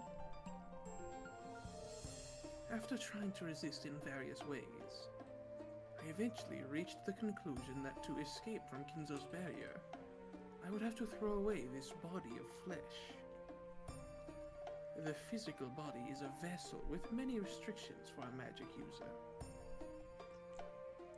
Throw away your body of flesh? What does that mean? Something like an out-of-body experience? Well, if you want to think of it that way. However, I am no spirit. Even though I am a witch, in the beginning I was born with a human's body of flesh. So for me, throwing away that physical body, while it didn't mean the same thing as death, it did require a similar level of resolve. So in other words, you decided that you couldn't be released except by suicide. Is that it? It wasn't suicide. It was nothing more than throwing away my body of flesh. Of course, becoming nothing more than soul is a precarious situation. When the soul leaves its body of flesh, it is constantly exposed to the strong winds of the sun. It was not easy for me to maintain myself and avoid being scattered by them. It was a final measure that I wanted to avoid if I could. However, there was no other way to break through Kinzo's barrier. Anyway, I am an unfettered person. I couldn't stand being kept in a cage until Kinzo's life was over. I couldn't see this stuff Beato kept going on about throwing away her body of flesh, as any more than suicide. Grandfather persistently courted her, and to escape from that, she chose her own death? So you're saying you committed suicide? What are you talking about? Isn't that you sitting carefree there in the garden chair? That's right. That is the new cage I was given by Kinzo. Cage? You mean this mansion? No. I mean my body, relaxing in the garden chair over there. Even though I was so desperate to escape that I became naught but a soul, Kinzo still had no intention of letting me go. Oh, he was a fearsome person. Normally, when the object of one's unrequited love shows that she is willing to die, it should be enough to bring that person to their senses, even if their love has lasted 100 years. Perhaps that's why even he managed to become a sorcerer of sorts. Don't try to confuse me with that incomprehensible witch girl talk. Witch girl talk. Witch girl talk. What exactly are you trying to say? That'd be a good podcast. Whoa. New sprite, half sprite covering the screen. It looks like somebody started lighting the film on fire. Yeah. That Kinzo didn't let me escape even after I became a soul. Human emotions are terrifying. To think he would be able to exhibit such power. Tying down a dead soul is not something that can be accomplished easily, not even for a magician who specializes in such matters. Because I knew this, Kinzo's fearful magical power shocked me for the first time. Then, Kinzo seized my soul and brought me back. However, a cage to hold a seized soul cannot be made from iron or lead. Only one thing remained. What? You aren't gonna say it was a magical cage or something, are you? Wrong.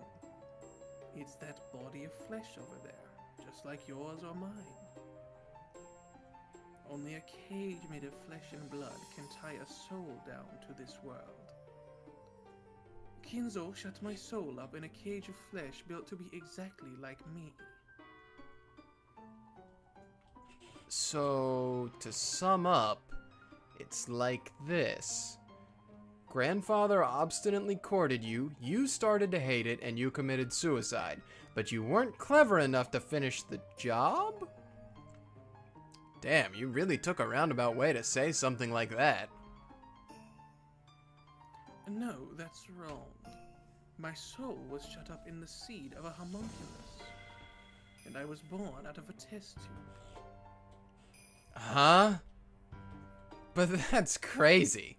That isn't even possible, right?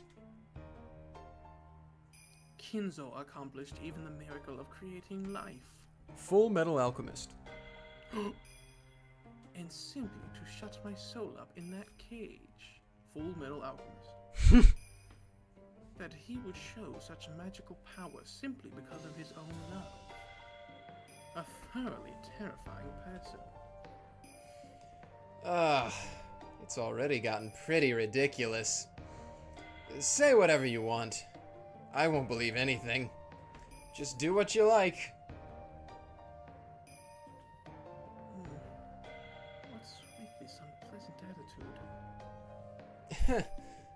In the beginning, I showed a little interest, thinking that there might be some huge hint hidden here. But the more I ask, the weirder this story starts to get. I get the feeling that even though this is supposed to be a game about denying witches, I'm suddenly being forced to just swallow this story about witches. Sorry, but I don't feel like listening to this anymore. Just keep rambling on to yourself as much as you want. I'll be over here, picking at my earwax or something.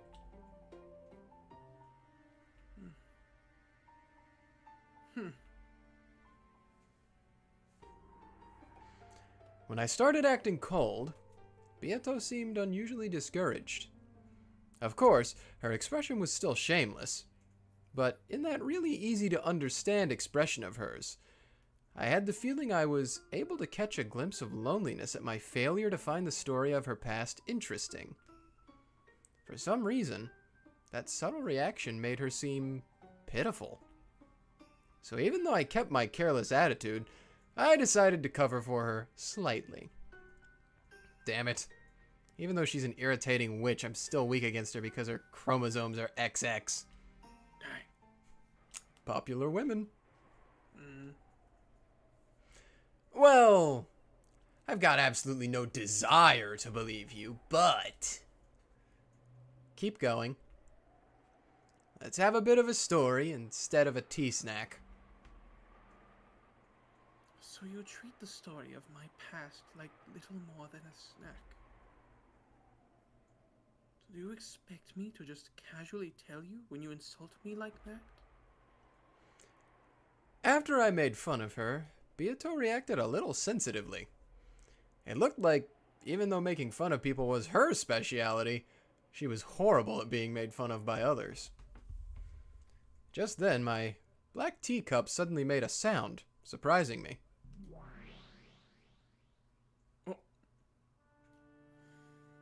Milady's soul was seized and breathed into a cage of new life. In other words, Milady received life as a human once more. Before I realized it, the demon butler had taken my cup and was adding more black tea to it. Ronove, enough of that. This person just said it was too ridiculous to be worth listening to. Well, he's too ridiculous to be worth talking to. I'm baking some new cookies right now. Until they're ready, I thought you might find the story of Milady's past to be a perfect substitute for a snack.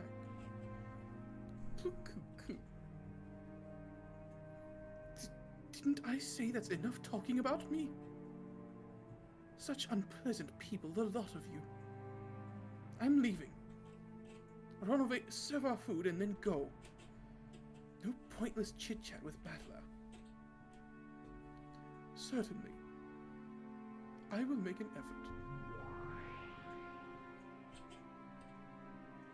Beato's short temper, peculiar to women, which I didn't really understand, took hold of her, and she turned her body into gold butterflies, scattered, and disappeared. After that, only Ronave and the scent of black tea were left. I feel kind of bad. Like I pissed her off or something. Dang. Or something, brother. Yeah, like, oh my gosh, what did I do? She was just pouring her heart out to me, and I said, that's funny. As long as you're aware of it yourself, I need say nothing more. Wait a sec. Weren't you the one who struck the finishing blow?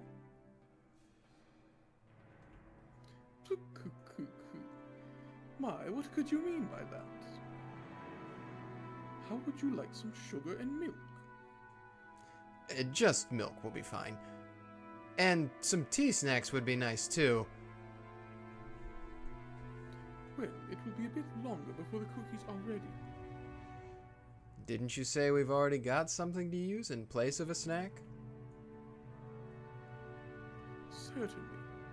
If you will listen quietly, I will continue the story. Lore. She said something about a homunculus. I know a bit about that. It's that thing, right? You know, the thing. A manufactured human created with alchemy or something? Yes.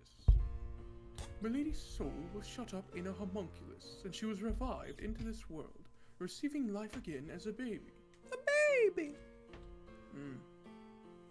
However, because she was a baby, any professions of love on Kinzo's part would have been quite useless. You aren't saying that grandfather shut that baby up in this hidden mansion until it grew to reach the same age she'd been? Correct. That is what I am saying. Dang. However, while her soul was the same, a human spirit is strongly influenced by its container. Milady lost all her memories of the past and grew up as a very normal human girl. And you're saying that's the Beato sitting in the garden chair? Yes, that is correct. It grew to be completely identical. However, it did not possess her power as a witch. Milady was completely human.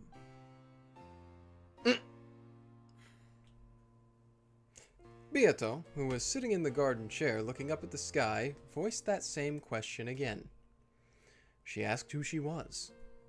The meaning of those words was finally starting to click. She couldn't understand why she was living here, all locked up.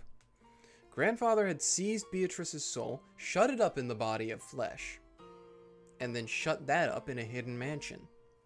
However, since she had lived here and since the time of her birth, she couldn't even understand who she was, or why she lived shut up in there. Wait. Who would take such a stupid story seriously?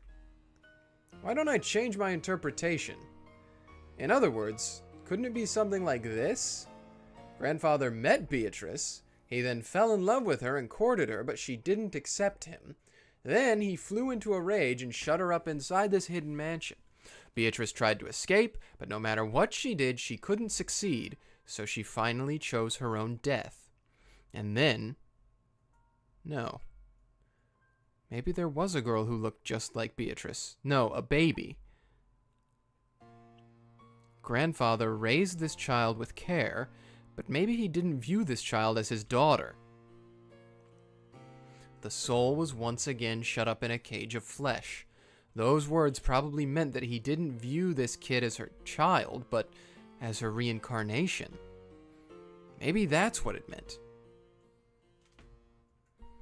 If you interpret it that way, even a story this weird might make a little sense. No. This might be some bullshit Beato cooked up to confuse me. As if I could accept any of this. In the first place, Kuadorian, was it? There's no proof whatsoever that a hidden mansion actually existed. Could this be something she just fabricated on the spot? Devil's proof you can't prove it doesn't exist. Well, guess what, buddy? A hidden mansion called Kuwadorian does exist in the forest of Rokkenjima. That is the place we were just talking about. Huh? Red? Ronove used the red to say that Kuwadorian actually existed. Did that mean the same thing as the red Beato used? I may not look it, but I am a demon. Please keep this a secret from Milady, yes? Sure. Beato, who knew I would try to trip her up, had grown extremely cautious when using red. To think that Ronove could also use the red. However, it was the red of a crafty man. I didn't know how far I could accept it. But anyway, I might be able to get some kind of hint out of it. So, that Beato relaxing in the garden of Kuwadorian and that conversation she had with grandfather were the truth? Yes, it is the truth. In the past, the pair actually had a conversation like that in this place. Thanks a lot. I'll ask for some more, Red. You said she was born from a homunculus, but does that kind of unscientific magical thing actually exist? I am unable to answer that question. After all, doing so would cause a stalemate. Stalemate? What does that mean? It's a chess term referring to a state in which, similar to a perpetual check, any further progress in a game becomes impossible. This would be the opposite of an endless repetition of moves. Because all moves would disappear, and it would bring about a kind of deadlock. In chess, this would lead to a draw, just as a perpetual check would. However, there can be no draws in the game between you and Milady. Therefore, I am unable to answer a question that would bring about a stalemate. You obviously want to confuse me by saying incomprehensible stuff, but simply put, you're trying to dodge the question because you can't use the red to say that something magical like a homunculus exists, right? If I were to say in red that a witch exists, what would you do, BUTLER-sama? Cry. Meh. Whether or not I believe that is what our whole fight's about, right? If I was told that, point blank, it'd be game over.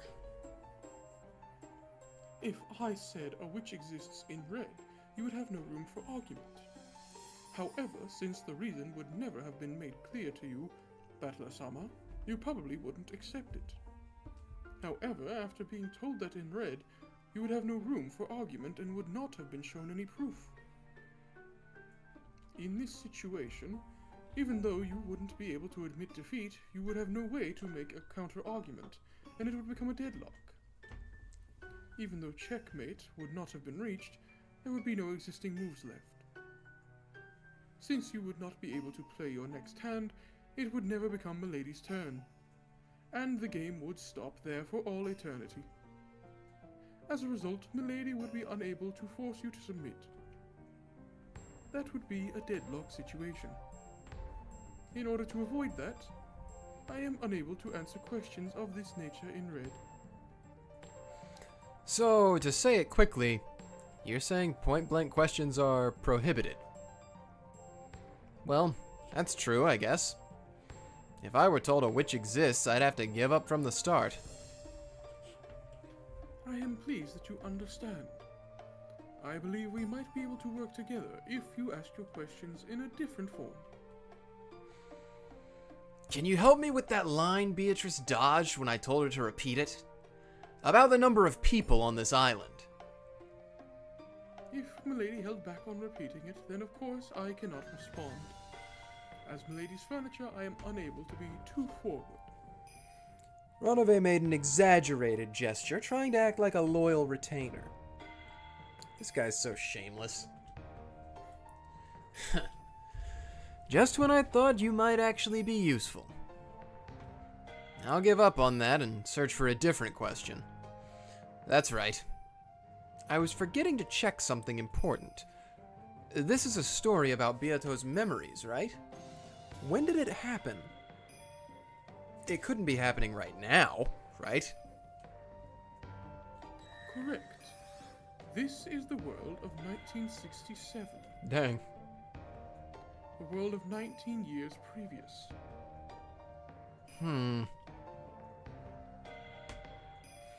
Let's try rearranging this story again. I wonder if it couldn't be something like this. Grandfather fell in unrequited love with a person called Beatrice. Then, he confined her in this hidden mansion and continued to court her. But she was stubborn and didn't give in.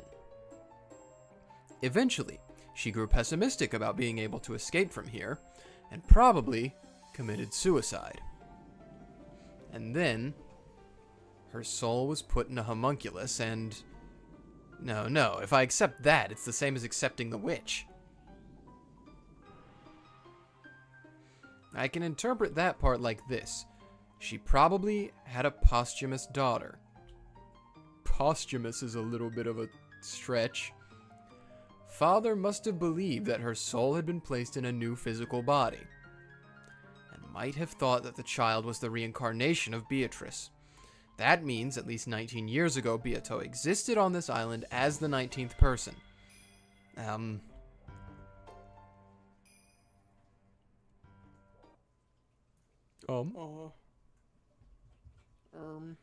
I'm starting to get confused. Either way, we can't do more than speculate. The only thing we can say for sure in red is that in 1967, in a hidden mansion on Rokkenjima, Beatrice existed as a human. That's all. That is correct. In 1967, in a hidden mansion on Rokkenjima, Beatrice Sommer existed as a human. Oh, thank you. That really helps. Congratulations. With this, you have made clear the existence of the piece known as the 19th person. A 19th human for you to blame, just as you longed for. A sacrificial sheep upon which you can shift the blame of any crime. How amusing that it happens to be Milady. Ronove laughed indiscreetly. Somehow, I didn't like how he put that, so I didn't feel like laughing along with him. That's right. There's that thing Aunt Rosa said. Beatrice is dead? I killed her? What did that mean? As for that, it may be faster to see the actual circumstances rather than listen to me tell you. Let us advance the clock a little more. Ronove pulled a stylish pocket watch from his pocket and touched the watch stem. As soon as he did, I saw gold butterflies gather behind his back and take the form of a person. Was it Beato? I quickly realized that it was someone else. Oh. Thought it was going to be someone new. It was her. That oldest sister of the 7 stakes who loved tormenting me more than 3 meals a day. If I don't consider myself lucky to see that sexy ass, I won't be able to keep up with their torture game. Which one of us is this? That's you. Me? Yep. Okay. Ronove-sama. So, you're still here. This is an urgent call from Beatrice-sama. My, what kind of urgent business could it be? It seems my chat with BUTLER-sama has run a tad long. Well then, BUTLER-sama, if you will excuse me. Please continue to enjoy your game with Milady. Yeah. I'll enjoy it as best I can. Because my conversations go a lot more smoothly when they're with you as opposed to her. And you're more gracious with the red, too. Come and talk again anytime you like. Butler-sama, despite how I look, I am the lady's furniture. I can do nothing that the lady does not desire. What I said in red was something that normally should have come from the lady's mouth. I did nothing more than announce the red truth in Milady's place as she sulked. So she really was sulking then.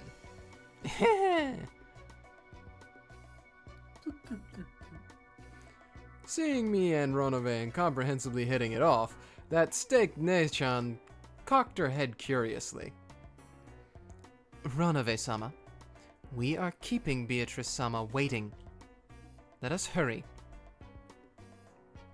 Yes, I shall go immediately. Well, Butler-sama, I will see you later. It appears that we have finally started getting along. As I thought, I have the feeling we'll manage to become good friends. Sure, if you mean partners at gossiping behind Beato's back. Ronove-sama! Yes, yes, if you will excuse me. Maybe she didn't like seeing him act so friendly with me, or maybe she really had been told to hurry. When the steak Ne-chan let out a thunderous cry, Ronove laughed and laughed frivolously and disappeared as if running away.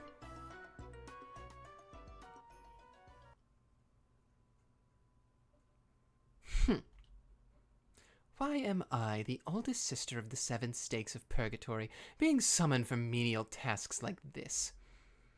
Even though Beato-sama could have told one of the younger sisters who look like they've got nothing better to do. Sheesh. Why so grumpy, Ne-chan? If you're hungry, eat a cookie or something. Why don't I give you the last one? How thoughtful. Then shall I take one? I casually pushed the snack plate with the last remaining cookie over to her. Thank you.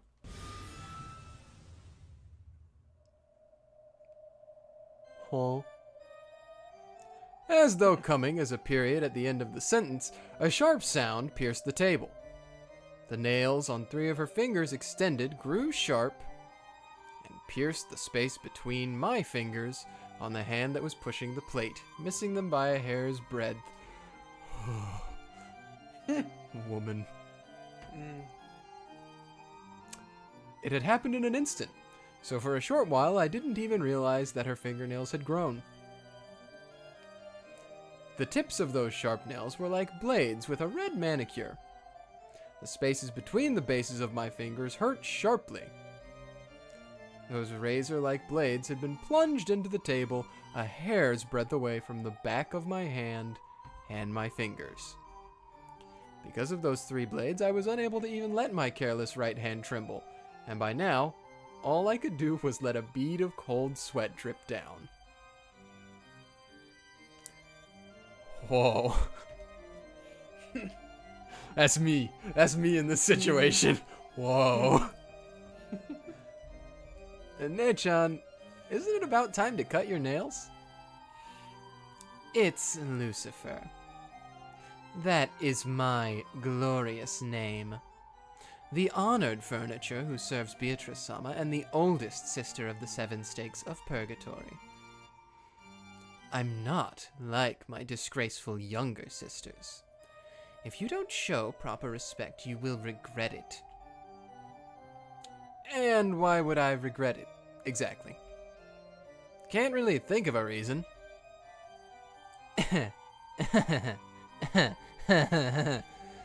Stupid kid. Do you really want to play with me that much? Was it that unforgettable? I'll thrust my stake I have my composure. I'll thrust my stake deep into you and let you enjoy being gouged to the fullest. Okay? Damn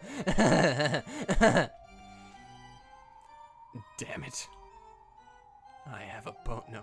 No. Someday, I'll have you down on the floor and say the... Bro. Someday I'll have you down on the floor and say the same thing. Me, Oh. but I want to do it with the steak form. Really? Wow. I can't wait.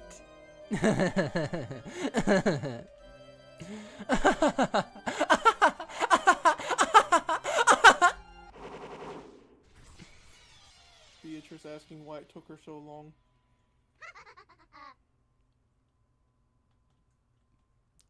Sorry, Ooh, what a milady, I was transition. engaging in extreme amounts of foreplay with your boy toy.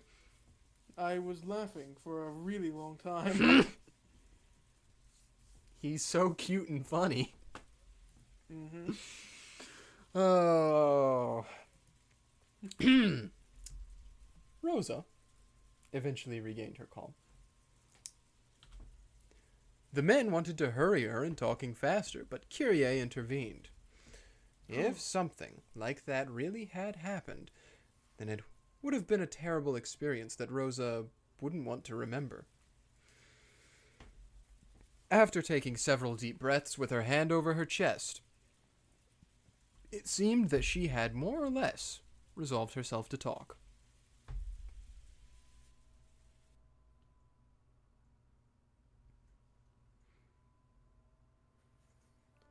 How old was I then, I wonder? Middle school, probably, though I don't remember well. Anyway, I think I was about that age. Which means maybe about 20 years ago. Back then, my grades weren't very good, and Mother was always angry at me. I tried to do my best in my own way, but I couldn't match up to Mother's expectations at all. Mother was always very strict with Rosa. I sympathized with her at the time. You say that even though you were always talking behind her back. Would you give it a rest, Ava? And then? Where did you meet Beatrice, Rosa-san? Hideyoshi-san, you mustn't rush her now. It's okay, Rosa-san. Tell us at your own pace. Thank you. It was a day I'd been harshly scolded by Mother.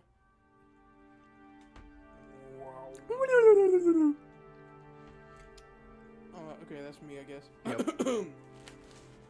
Even though my tutor had promised to keep it a secret, apparently they told Mother all about how I had complained. Mother scolded me brutally, saying my name was a disgrace to the Ushiromiya family. Of course, I was doing the best I could. Not good enough. Stupid. But I had none of Kraus Nissan's dignity. I couldn't get excellent grades like Eva Nissan. And I had no leadership abilities like Rudolf Nissan. I never stood out. Didn't particularly excel at anything. And I found myself asking why I'd even been born into the Ushiromiya family. I began to question more and more why I'd even been born at all. This is what happened on the day I experienced my mind going blank for the first time. For the first time in my life, I realized that in addition to facing or surrendering my problems, My life was a comedy? I had the third choice of running away. Her favorite tactic nowadays. Although I say run away, there was no way I could have left Rokkenjima and gone somewhere else. But anyway, I wanted to run away from the mansion and my own self at the time. In a way, it was like a kid running away from home. Or maybe a passive sort of suicide. We now have the little thingy. I wanted to disappear. Or maybe it was that childlike form of resistance where I tried to make my parents worry by disappearing. I childishly thought that if I went into the center of the forest, escaped from the Ushiromiya house, and maybe became lost, then I'd make them worry and teach them a lesson. And then, you went into the forest that you were told never to enter? Yes. After reaching the beach, I followed alongside the ocean. I didn't have any particular reason, but I felt that if I went around to the opposite side of the island, there might be a place there that no one knew about, which might become a hidden house just for me. If you go around by the beach, that'd be impossible. It becomes a cliff part way, right? There's no way you could pass that way. Swim. Of course. So I kept going wherever I could, which kept taking me deeper and deeper inland. It's a horrible forest without any paths, but that was comforting to me then. If I could make it through such a dangerous forest, then I'd be that much further away from the Ushiromiya family. How shameful. If you were scolded because of your grades, all you had to do was work harder. Yeah, it's that easy, stupid. Mm. You mustn't say that. Doesn't Rosa have her talent as a designer instead? Literally speaking, he was covering for Rosa, but everyone knew that Rosa's company hadn't been profitable. Quit it. This is no time for sarcasm. Dang! Without the narration in between, he just said, doesn't she have talent as a designer? And he said, don't be sarcastic. Yeah. Yeah. Oh my gosh. So you managed to end up there by coincidence? At Beatrice's hidden mansion? Rosa nodded weakly. About how far did you walk? Could you show it to us on a map? Nazi-san, do you have a map of this island? No, there isn't one here now. It wouldn't help. I was just walking randomly. Even if you gave me a map, I wouldn't know. And 20 years have passed since then. I probably couldn't reach it again even if I went into the forest. Several people let out dejected sighs.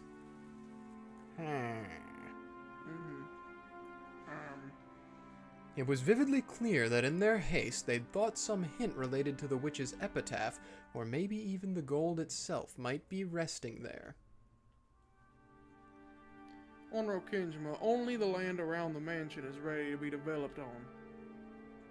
The rest is completely uncultivated, and it'd probably take a lot of work to survey the entire island.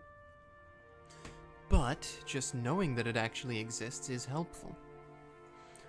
It would take some money, but if we enlisted an aerial photography company to investigate, or ask the businessman who constructed this mansion about what happened at the time, we could probably find some way to search for it.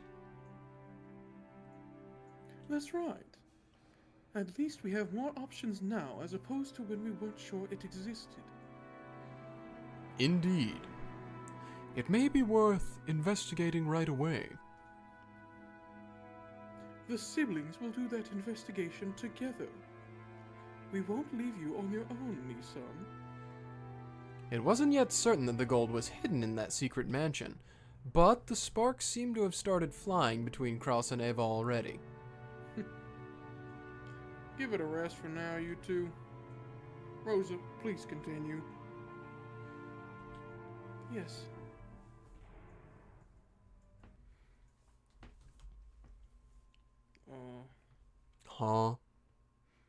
Huh?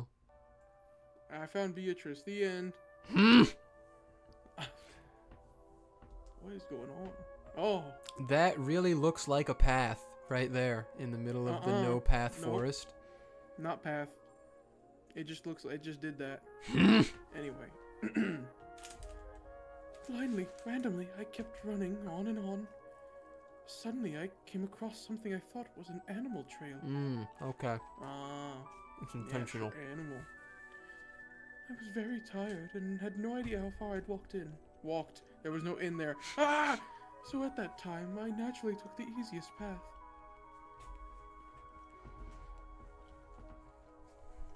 Wow. As I did, suddenly, right before my eyes, a very, very tall fence appeared. It was a fence wonderfully adorned in a Gothic style. For an instant, I thought I'd gotten turned around and returned to the original mansion. Of course, there were fences around the mansion to stop us from entering the forest. But this fence was decorated differently, and moreover, it was very tall. It probably reached a full 2 stories up. Wow. It was covered with ivy and created a mysterious, solemn atmosphere. I ain't letting Beatrice get out. Mm-mm. 2 stories of fence. The fence contractor would be like, really sure? Most of the time people take like maybe 5 or 6 feet. 20 feet. 20 feet. I need 20 feet. At the time, I believed in the legend of the Witch of the Forest, Beatrice. I had been told that she was frightening. But some of the servants told me that she'd sometimes help you if you respected her. Since I had little confidence in those days, I believed the only way I could be saved was by receiving her help. That's why I thought what I did. I believed that this was the fence of the mansion belonging to Beatrice, the Witch of the Forest. I thought that if I could meet with Beatrice, she'd definitely save me. So I decided to try going in. But the fence was very, very tall, and it didn't look like I'd be able to go over it. So I chose to walk around it. I thought that if I did, I'd eventually reach a gate. But it wasn't that easy. The fence had an incredible length to match its incredible height, and no matter how far I went, I didn't reach a corner. Dang. It might have encircled a massive area. Or maybe I just had that impression because my child's legs made it difficult to walk in the forest. Anyway, I couldn't find a gate for a while, and I started to feel sad, as though the witch had rejected me. As I did, I eventually came upon a large tree, whose twisted root had bent the fence. It might get my clothes dirty, but if I crawled, it looked like I'd be able to sneak in. And there, you found the hidden mansion? I don't know if it was the hidden mansion we've been talking about. Still, at the very least, it wasn't a place that we know of.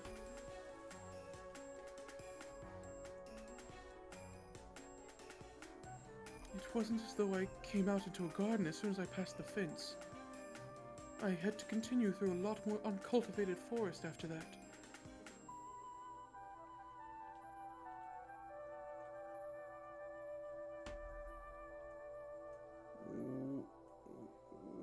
There it is. As I did, the forest suddenly opened up, and what appeared there was an unbelievably fantastical scene. To think that on Rokkenjima, where I thought only we lived, there could be such a wonderful mansion hidden away. A beautiful flower garden spanned the front of the mansion. It was a flower garden of a completely different design from the rose garden we know so well, and it was very lovely. Of course, the mansion was also wonderful. It was a couple sizes smaller than ours, but it was still elegant and adorable at the same time. Then, I saw her figure. I saw her sitting in a garden chair, positioned to give a view of the flower garden, wearing an elegant dress. It was that black dress, embroidered in gold, that we would later know from that portrait. I hadn't seen an elegant dress like that except in fairy tales and on the stage of musicals. For a person to be wearing it as her normal clothes, that in itself seemed quite fantastical. That mysterious scene was enough to make me lose my sense of reality. If someone had told me then that it was a dream, I might have nodded obediently and waited to wake up in my bed. I had forgotten to hide myself in my shock, so she eventually spotted me. At first her expression was quite listless, but when she noticed me, her eyes opened very wide. It was only natural, considering that a guest she didn't know had suddenly appeared. I lowered my head automatically, planning to greet her and apologize for entering without permission.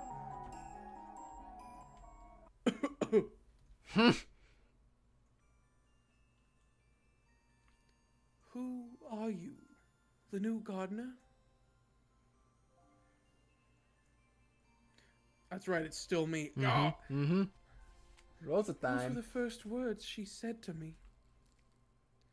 I grew slightly calmer because I realized that we could talk to each other. Because I hadn't been turned into a frog just by meeting her eyes like a terrifying witch in a fairy tale. I'm sorry. I shouldn't have entered the garden without permission. Who are you? Name yourself. I am Ushiromia Rosa. Ushiromia. Oh, one of Kinzo's family? Huh? Yes. I'm Kinzo's daughter. Good afternoon. I was a little surprised. After all, Father was a great man, feared by everyone. And yet she had spoken of him without using honorifics. So I was immediately terrified of her. After all, if she could refer to my fearsome father that way, she must be a witch with incredible power. After staring at me curiously, she beckoned me to come over. Frightened as I was, I obeyed. After all, I thought she might really turn me into a frog. Forg. The closer I got, the stronger that fear became. You say forg? Yeah. You know how I made the meow? You should make a forg. Anyway. After all, as I keep saying over and over, that woman in her dress and the flower garden and the mansion, that whole picture was so fantastical and beautiful that it seemed separate from reality. It probably wouldn't have surprised me at all to learn that she really was a witch. Oh my gosh, I just realized you can see the fence in the background. Yeah. That puts The the tall scale ass fence. to an unbelievable level. I Yeah. didn't realize before. The fence that is taller than the trees. Yeah, wow. He's not letting her get out. He's... Makes me wonder how he got in there, because Rosa just found a dang tree. Anyway. And I really was lucky. She hadn't turned me into a frog. As I awkwardly stood there, stock still, she motioned to an open chair and urged me to sit down. Oh, CG! CG! We haven't gotten a CG in a minute. Look. If you showed somebody that outside of, like, the context of this, they'd be like, oh my gosh, she's so pretty. What a lovely little place. If only you knew how things really are. Have a seat. Welcoming and speaking to those who visit this garden for the first time is my sole pleasure. Of course, I have no pleasures other than that. As she said this, she let an unhappy smile show for just an instant. Because I was full of a strange mix of tension and excitement, I rudely asked her a question all of a sudden. Are you the witch of the forest, Beatrice? Indeed, I am Beatrice.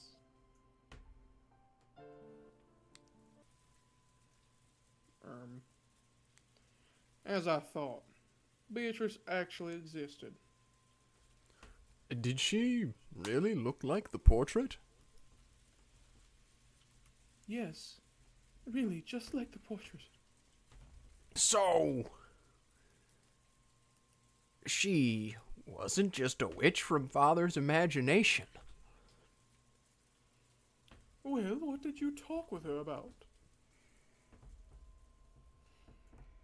As she prepared some tea, she asked me all kinds of things about myself. First, she was surprised that I'd come through the forest. It seems she believed that many dangerous wolves lived outside the fence. So when I told her I'd come through the forest to reach this place, she was shocked. She asked how I had managed to escape from the wolves. Did I give them a biscuit and let them go? And they let me go? Or did I cover myself in a magic cloak that kind of thing.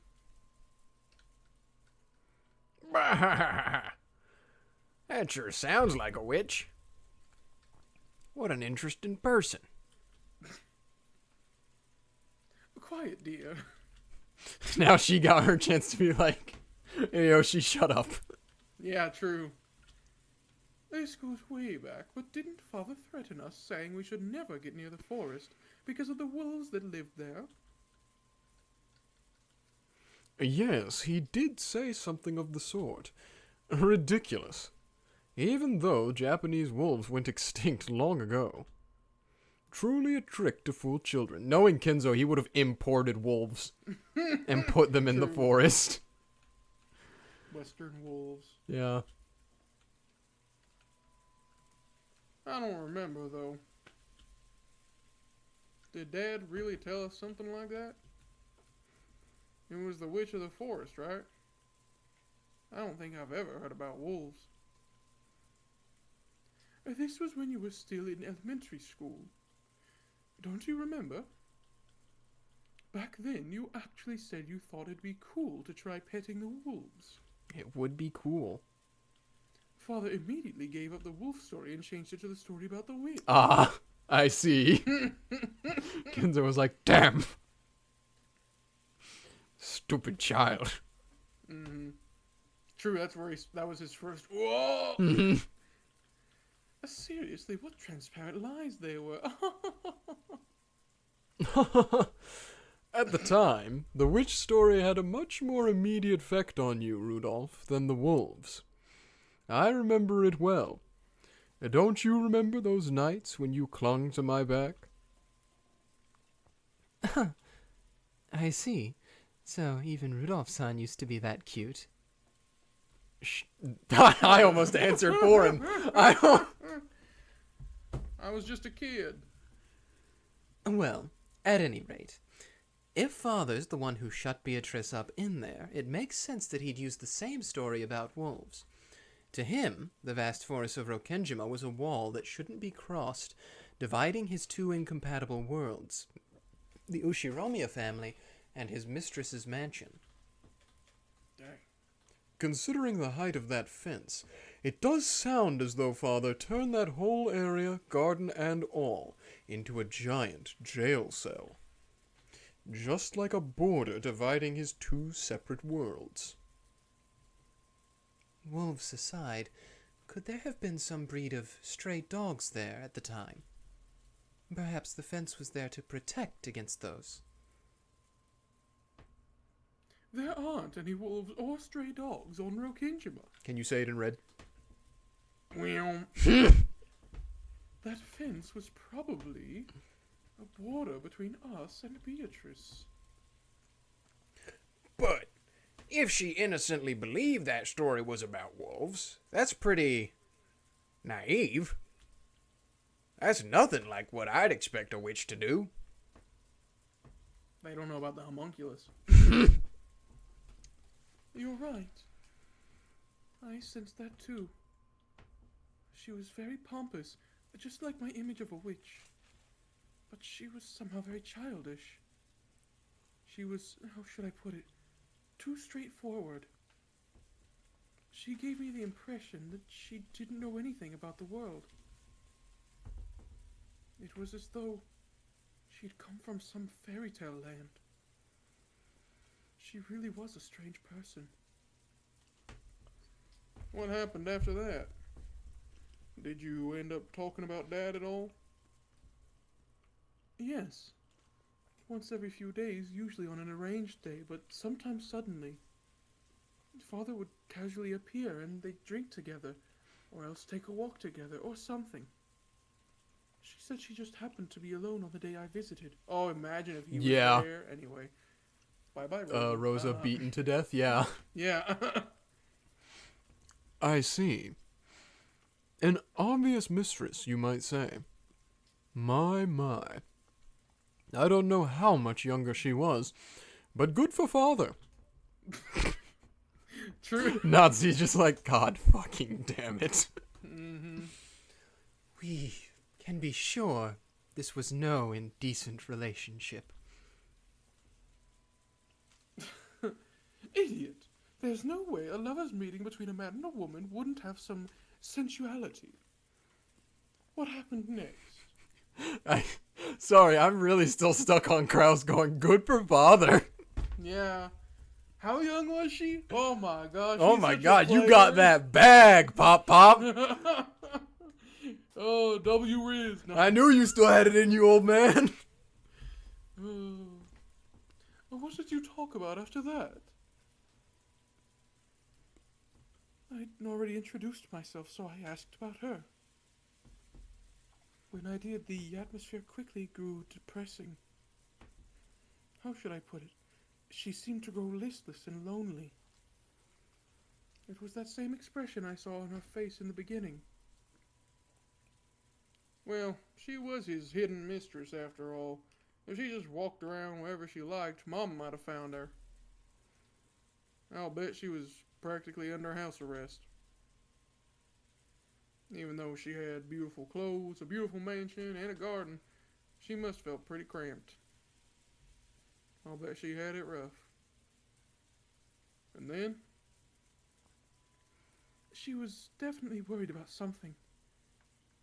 I remember feeling really sad myself when I realized it wasn't something I could do anything about by talking to her. She seemed to forget I was even there. She gazed vaguely off into the distance and was silent for a long, long time. I thought I must have said something wrong, but it didn't seem to be the type of atmosphere where I could apologize. So I remained silent too for a long, long time, until she remembered I was there.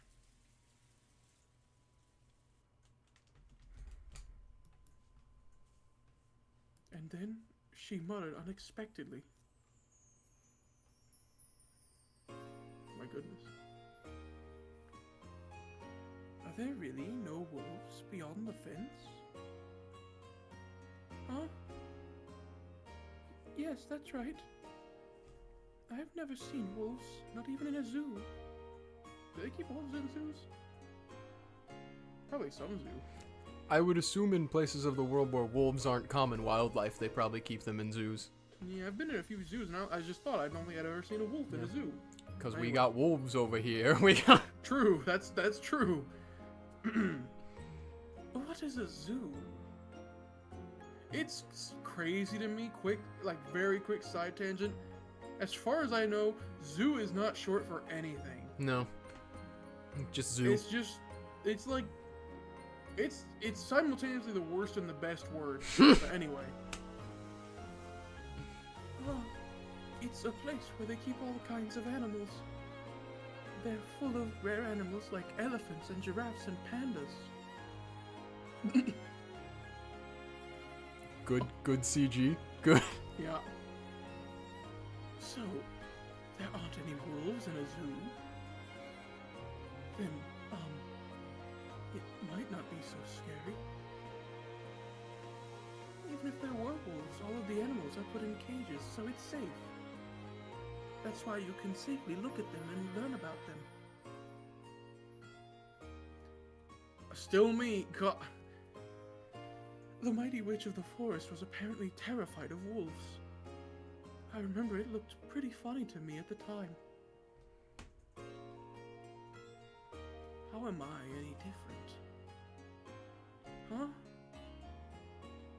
She didn't know about zoos. I explained how fun zoos could be, but it was very difficult for a person like her who had never visited one to understand. On the contrary, as I explained it to her, her expression grew increasingly dismal. She couldn't see the difference. Apparently, even though she lived in an elegant mansion that was surrounded by a high fence and seemed to lack for nothing, she couldn't see how she was any different from animals shut up in cages. Who am I? Everyone calls me Beatrice, and that does indeed seem to be the name of a great witch, as you say. But that isn't me. I cannot use any magic. I simply have the soul of that witch sealed inside my body.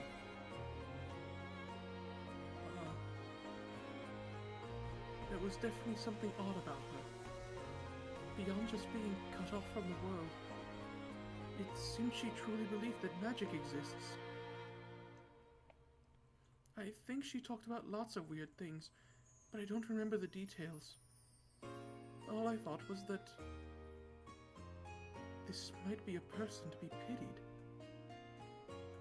She was unable to leave this mansion of her own free will, a prisoner without even realizing it. And she didn't know anything about the outside world, didn't even understand who she was. She probably vaguely realized that she was to be pitied. But since she didn't know anything, she seemed incapable of recognizing her own unhappiness. Long ago, when I told Nei-san that I felt sorry for a bird in a cage, she said this. A bird that only knows about the inside of the cage doesn't long for the outside. But this wasn't a bird. She really was a person. Even if she'd never been outside the cage, she understood that there was more to the world. So, I invited her.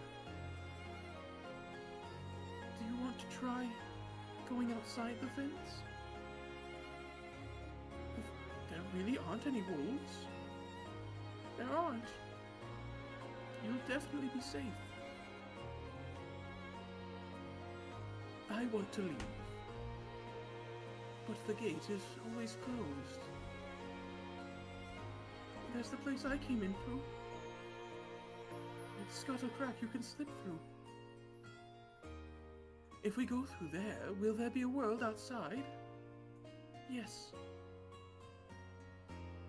There really aren't any wolves? Right, there aren't any.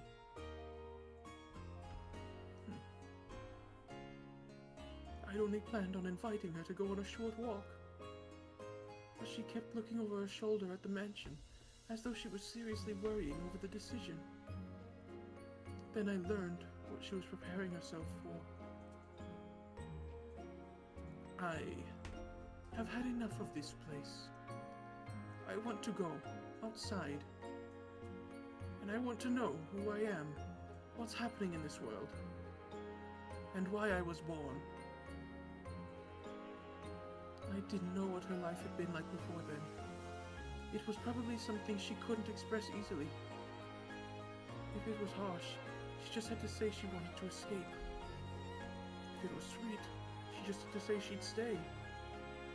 For example, maybe it was like how a hot fireplace on a winter day makes the air get thicker and thicker, giving you a headache. Even though you know you shouldn't keep things the way they are, you still need courage to open the window and be tormented by the cold wind.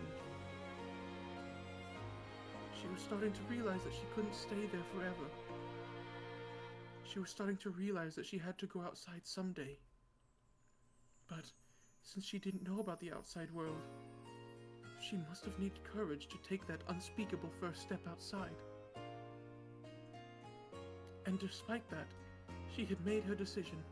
She had voiced her decision to go outside, a decision she was probably making for the first time in her life. I hesitated for a moment. Father had decided that she should live here.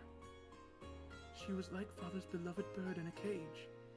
If I just let her escape, Father might scold me harshly. I want to see. See what? I want to see a zoo.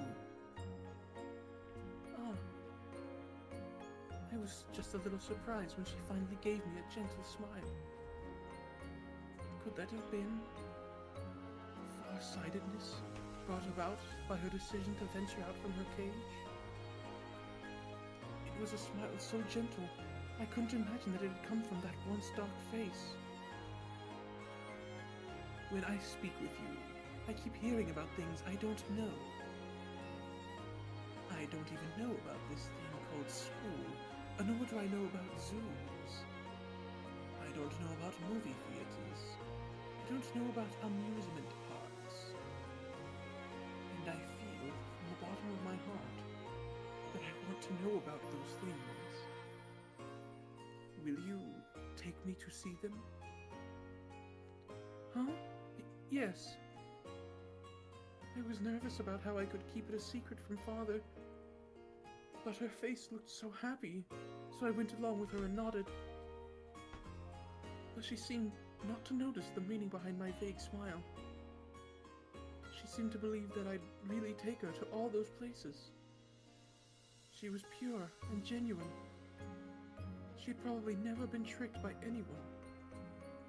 No, maybe it's better to say that she'd never learned how to doubt.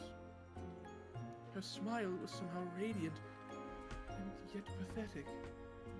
I wanted to find a way to grant her modest wish. I have had enough of Beatrice.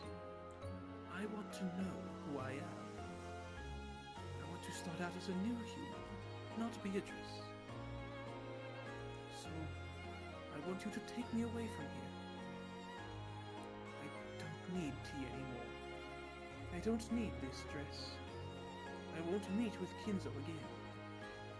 Please, take me from here, Rosa.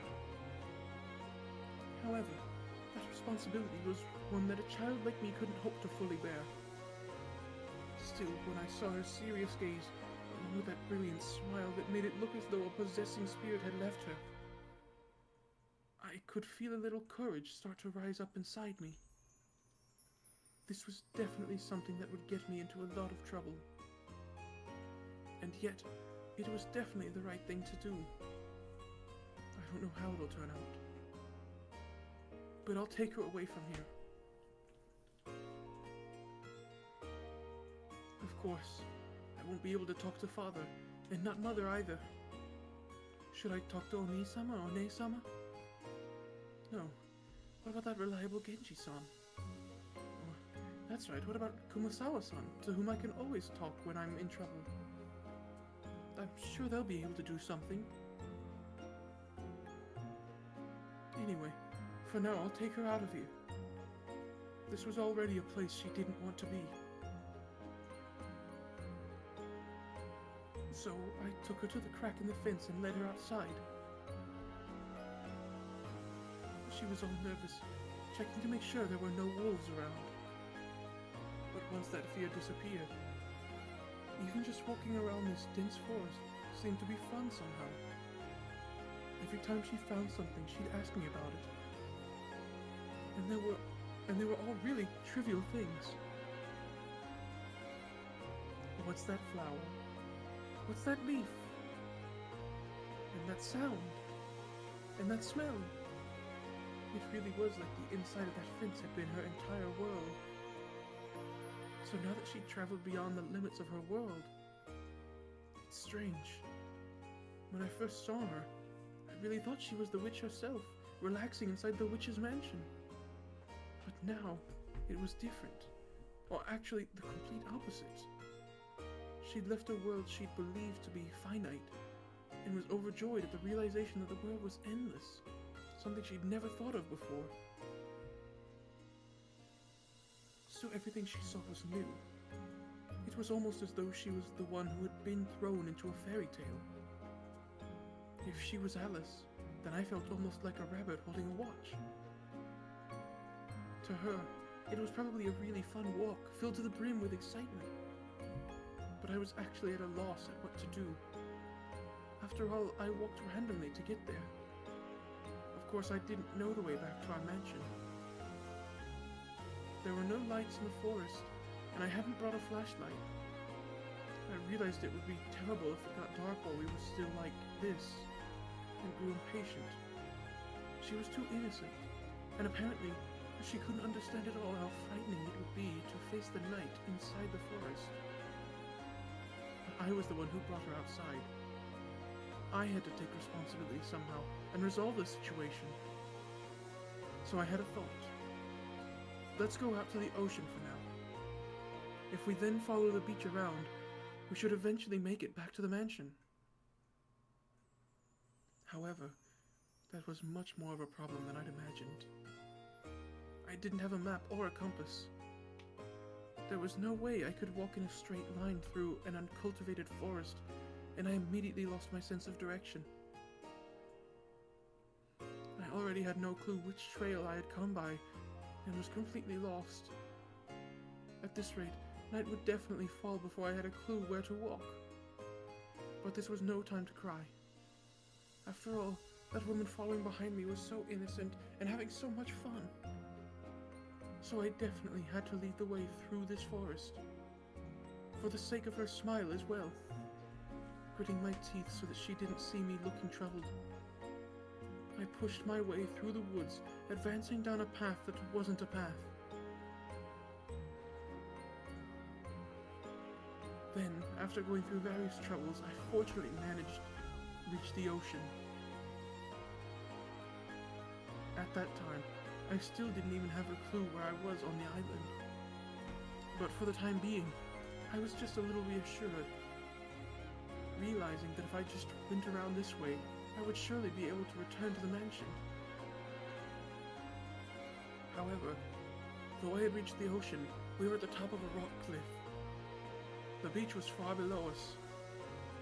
I was tired from walking around the forest for so long, so I figured that an open area, even a rocky beach, would probably be much easier to walk in. So I suggested that we go down that rocky cliff somehow. It looked pretty dangerous, but I figured there was no other way. However, Beatrice agreed to my plan without any doubts, even though she was probably older than me. She meekly obeyed, almost as though she were some kind of chick who thought I was her mother. I searched to see if there was some part of the cliff I'd be able to get down. Then I found a place where the cliff had fallen over and made a slope. It looked a little dangerous, but if I went down using both hands and both legs, like I was crawling, I thought it'd probably be okay. Let's go down here. It'll be dangerous if we aren't careful, but if we go down to the beach and walk along it, I don't think we'll have to worry about being lost anymore. Indeed. If that's what you're doing, I'll go too. Even getting lost is fun for me. Quite amusing. She really had no sense of danger. There was probably no doubt that she'd lived a life without discomfort, even though she knew it would get dark when night fell. She couldn't imagine how dangerous the inside of a forest could be without a light.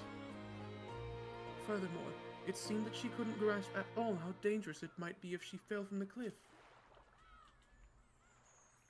I warned her repeatedly to be careful. I cautiously examined our potential route down. It seemed to be quite a long drop. I think it might have been about 10 meters down. If you looked at it from the bottom up, it would probably have looked shorter than the roof of the mansion. But looking from the top, it felt almost like staring down the observation room on Tokyo Tower. But Beatrice still appeared to be completely without fear. It felt as though she had never even been taught that high places were dangerous. No, maybe she believed that she was a witch, and that she could fly, so there wasn't any need to worry.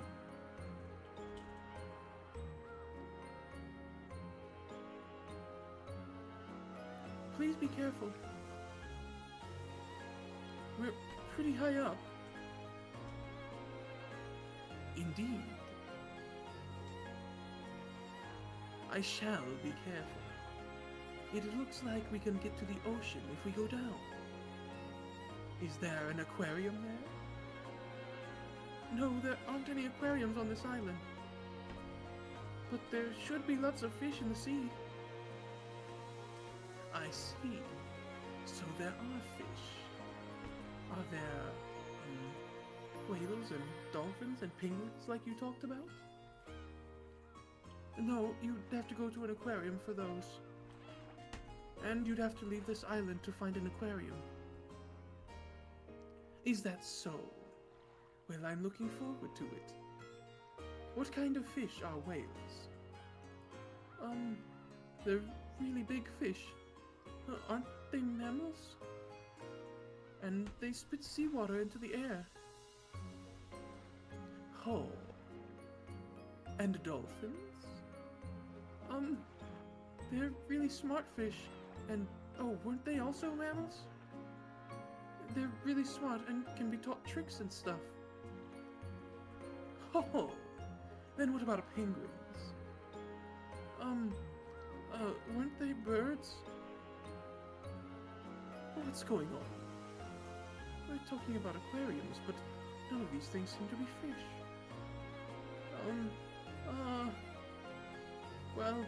There aren't just fish. It's full of all kinds of things that live in the ocean. Ho ho! I really am looking forward to that.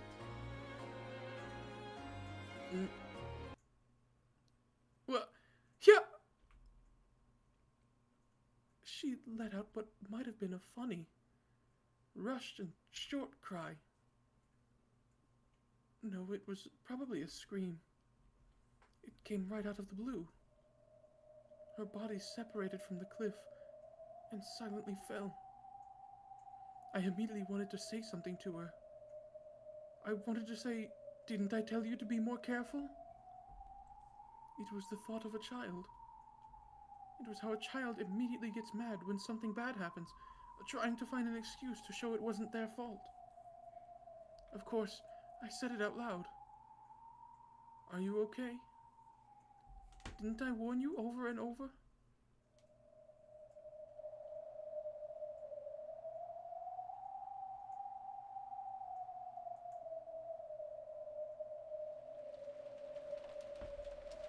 So, she fell from the cliff. And then what?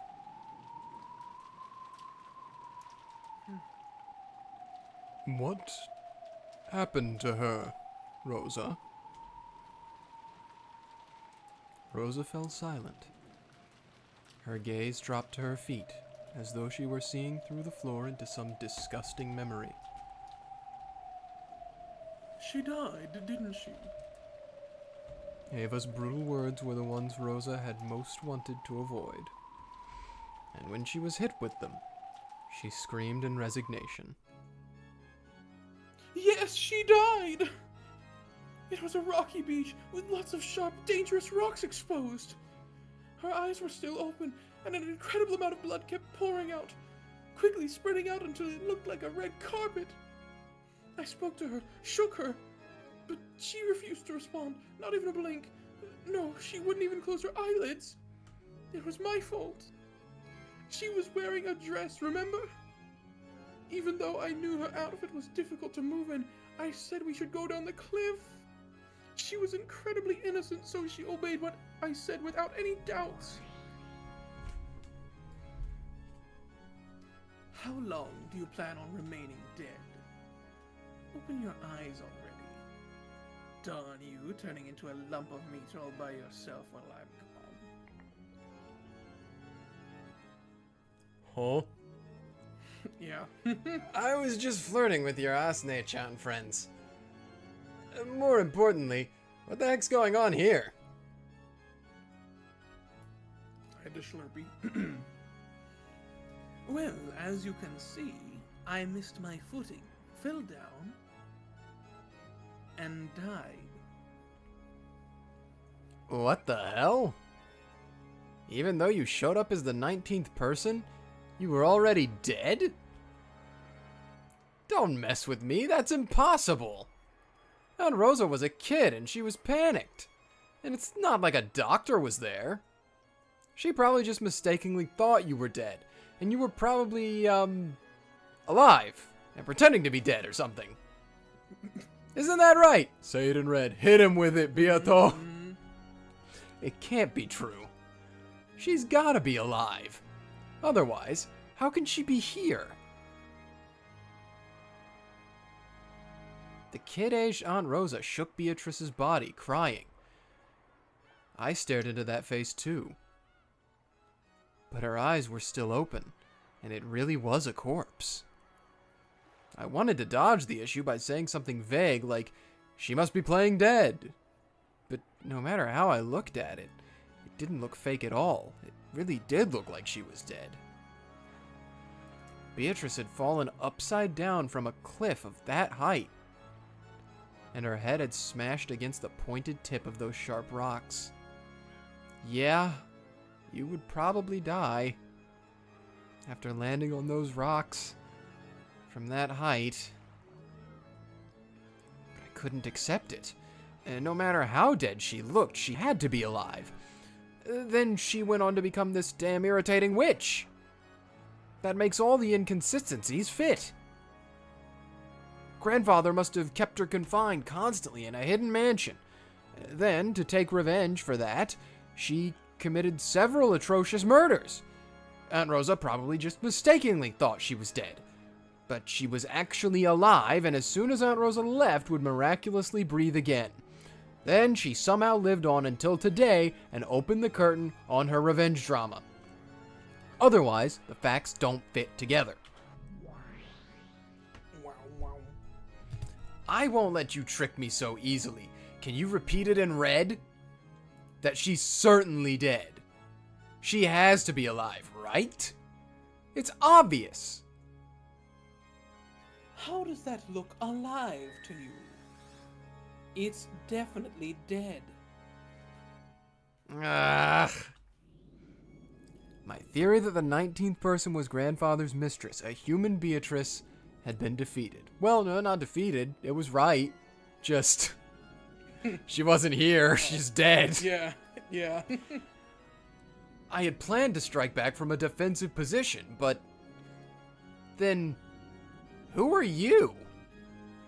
You just died, right? Don't tell me you revived yourself with magic. I've already explained that, have I not? The me lying over there definitely possesses my soul. But that body's nothing more than a cage of flesh tying me to the physical world. This is how that cage of flesh was broken. By pure accident. Wow. Whoops. And of course it was Rosa. No. Yeah. All the older siblings knew it from the get-go, but... Do you understand what that means? I don't have a clue anymore. Keep having fun with your witch girl tricks. Witch girl tricks. Which girl talk? I'll listen to that in place of a snack. What the... It's empty. Hey, could I get some more black tea? Dang. No. Oh. Ronove, our guest would like some tea. I don't know why, but the way you said that was just really funny to me. I thought for sure for a minute that's what was gonna happen. Oh. Well, When Beato clapped her hands, Ronove appeared. Butlers sure are convenient. a refill, you say? Certainly. How much shall I pour you? Well, I've got more than enough snacks. Half will be fine. Even so, filling it to the brim is the English custom. Even though just enough to wet my throat would have been fine, he filled it to the top. I turned my back to Beato, sipping it in silence.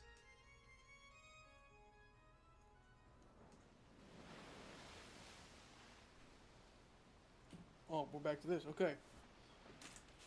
Hey, open your eyes. Beatrice. Oh my gosh, okay. Rosa shook me. No, shook the corpse that had once been me. I watched over her from a short distance away.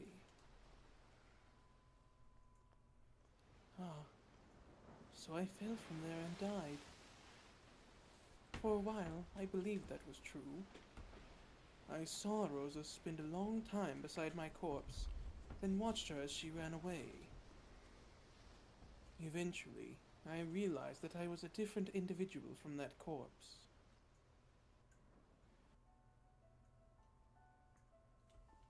That's right. I am me. So, I finally managed to escape from Kinzo's bonds. Eventually, I felt the memory returning. The fact that I was an endless witch who had lived for 1,000 years. Then I remembered that I'd been summoned by Kinzo, and that I'd been imprisoned by him for a long time. While being imprisoned in a cage of flesh, I completely lost my memory as a witch. However, thanks to Rosa, if you could say that, thanks to my accidental death, I'd now finally regained myself. What is this song? Oh, let me tell you. I can tell you. Haruka, or distant. You probably regret bringing about my death, but I should be thanking you. I couldn't see Rosa anymore. Did she go to call a doctor, or was she so terrified that she ran away? It no longer matters. That soulless shell no longer has any value. And yet, I'm so frail now. Even this glorious midday sun is agony to me.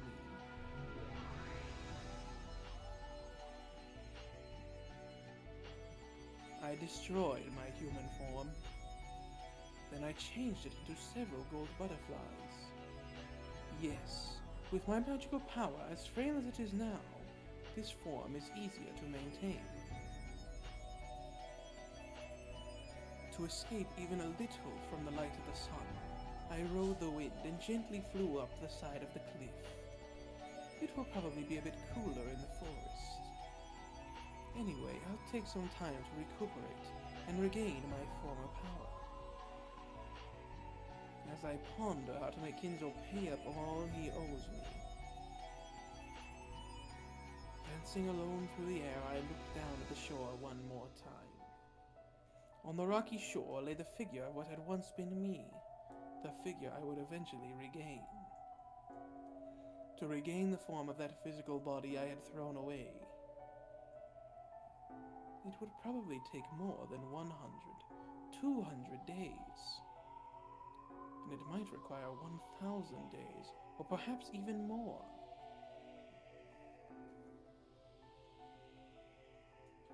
However, I am the Endless Witch. The Golden Witch who has lived for 1,000 years. Waiting any countable number of days would be no problem. Oh, Kinzo. Regret that you are not here now. No longer will you be able to capture me.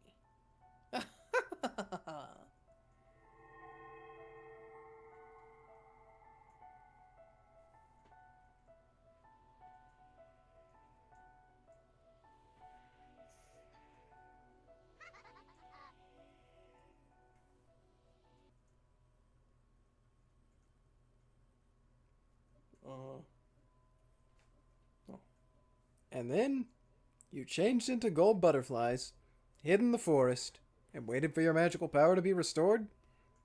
That's what you're saying? Yep. That is correct. I take this form to sneer at you, but most of the time it is easier magically for me to keep my form as gold butterflies. Hey, feel free to take a load off and stick to whatever's easiest. I wouldn't mind not having to hear your irritating laugh. When I turned into butterflies and slipped into the forest, it was already no longer possible for Kinzo to find me. However, Kinzo was not dismayed. Still, he was not immediately able to prepare a way to catch me. So he first moved to prevent me from leaving this island, and to keep me from regaining my power. My. At any rate, Kinzo's spitefulness was unimaginable. It was pretty tough to be loved by someone like that. He found a way to keep you from leaving after you turned into butterflies?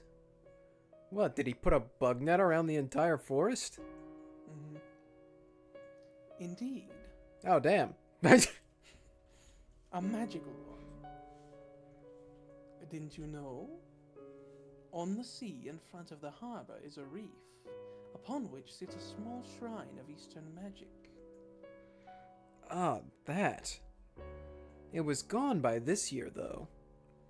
It was a small shrine built long ago by a Shugenja, right? From the very beginning, Rokkenjima has been an island enveloped by a distortion. It attracts things of magical power and other related creatures. Milady herself is one of them. How about some more tea? Please. They brought harm to humans and probably left several eerie legends in their wake. That small shrine was built in ancient times by an Eastern magician who heard of them. A long time passed, and that power was lost. By repairing it, Kinzo restored this island's barrier, and once again bound me to the island. Can Eastern magic work on a Western witch like you? Normally, the affinity would be poor. However, for the purpose of sealing me here, it may have been quite convenient in a way. If it was Western magic, I would have had some knowledge. For any barrier, there would have been some measures I could have taken. But Eastern magic is outside my area of expertise. It was as if I had been given chopsticks instead of a spoon for some soup that I wanted to drink. In a space dominated by Eastern magic, Western magic loses much of its power. Even if she were given 1,000 days to regain her strength, she would have to wait many, many more. So you're saying it took you 20 years to regain your power, and now you've revived, as we can all see?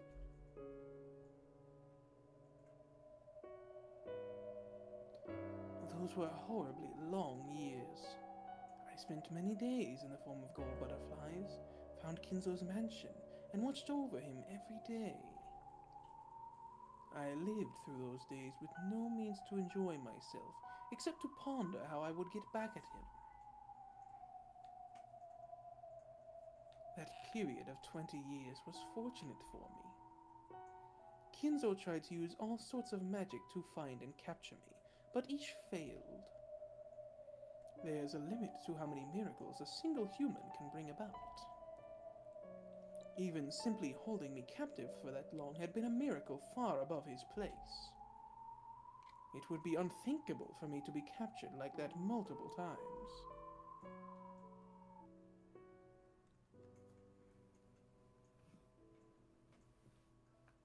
Grandfather said something in the previous game.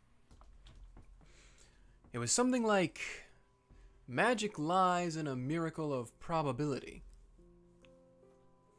Indeed. As Kinzo was searching for a hidden art to capture me again, he stumbled upon that. Then, he finally worked out the ceremony involving the offering of 13 people as sacrifices to revive me again. 13 people as sacrifices. That is the witch's epitaph, a song of sacrifices. 6 people on the first twilight, 2 people on the second, and then 5 more people on the 4th through 8 twilights. A forbidden ceremony involving the offering of a total of 13 people as sacrifices. Those sacrifices were to be chosen randomly, and the one who held the ceremony, Kinzo himself, was no exception. Dumbass. Are you saying that all the gruesome murders on this island were a weird ceremony? I'd had a vague idea that this might be the case, but I couldn't just hear that it was true from a witch and demon and say, "Oh really?" and accept it.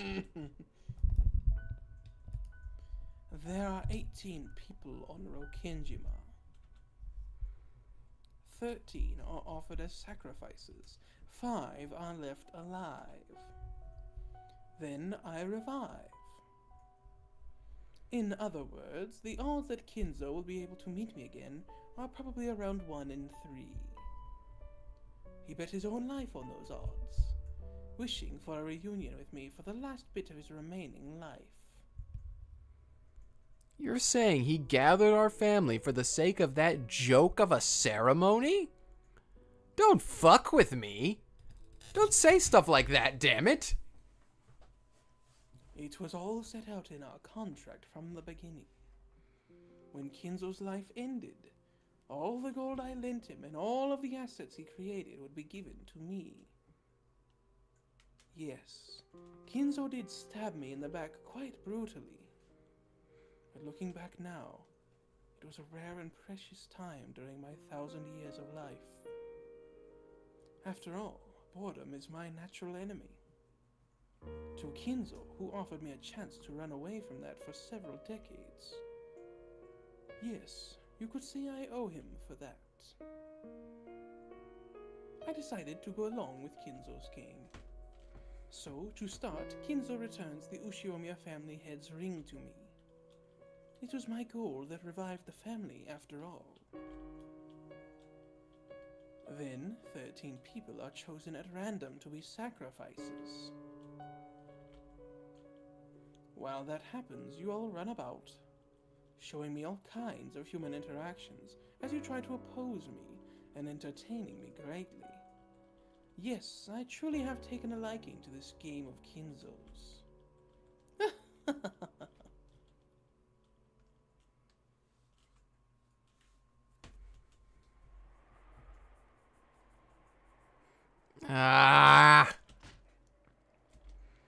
I definitely won't believe in that kind of magic story. Then who are you? You fell off a cliff and died, right? Your soul slipped out, became butterflies, and went to the forest? That is impossible. But you're here. Who are you? Aren't you the 19th person? That is true. I am the 19th person. But it's useless, right? It's all useless.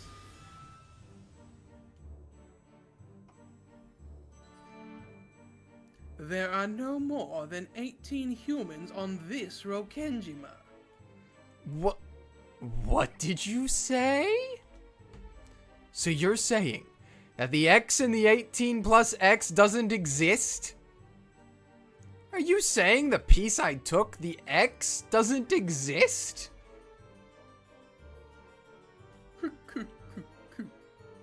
That is what this means. My condolences. Still, you do move fast, milady. And I thought you'd let him flounder about before spinning everything around at the end. Well then, BUTLER-sama, would some more tea be agreeable? I don't need it, damn it. I don't believe it. The culprit can't be one of the 18. Then, what are you? And why are you here? If the 19th person doesn't exist, then are you saying you're one of the 18 in disguise? Perhaps you are castling. Though reluctantly, you are doubting one of the 18 people as your last way out. However, it will be difficult for me from here on out. If you choose to stop caring about propriety, you could prepare a culprit freely amid 18 people, making you reach checkmate by evading those 18 pieces. Will be truly difficult. As if I'd do that. I won't suspect any of the 18. I don't want to suspect people. Have I really been cornered here again? Damn it, damn it, damn it. It looks like we're finally approaching the end in the third round of this game of ours. You've nowhere to run anymore, right? You don't want to suspect any one of those beloved people in the 18, do you? Were you trying to hide that from me? Then why do you refuse me? They say you should play the opening like a book, the middle game like a magician, and the end game like a machine. I'll corner you from here on. Slowly, carefully, surely. Or, on On the other hand, would it be better if I press you all at once, which might suit your style more? Yes, that should fit you well. Let's do that. I'm now fully aware of the sorts of attacks you're weakest against.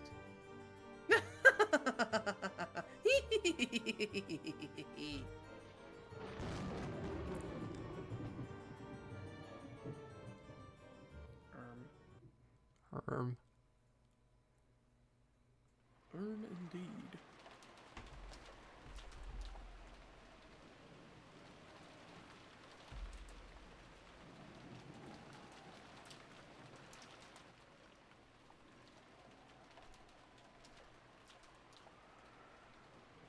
Oh, murder time? Oh, This it is must always be this is murder always what time. happens before we get Yep. into the murders, is we get the flyby of everyone. We get to go see where everyone's at. Oh, which adult is it gonna be this time? Oh, we're just skipping right through this scene. Okay, Yep. I'll take it. It's a mercy to me. How about the siblings? How are they doing? Clock? Oh god.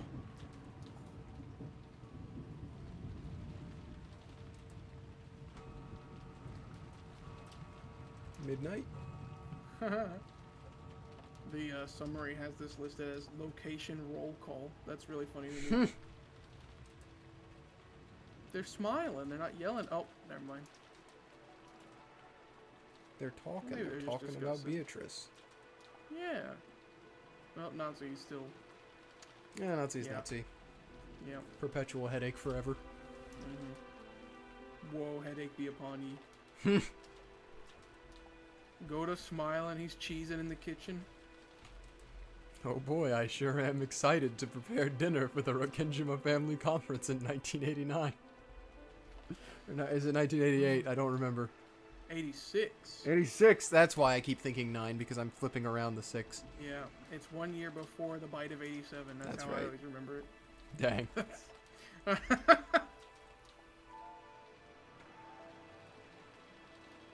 But where is she? But who was phone?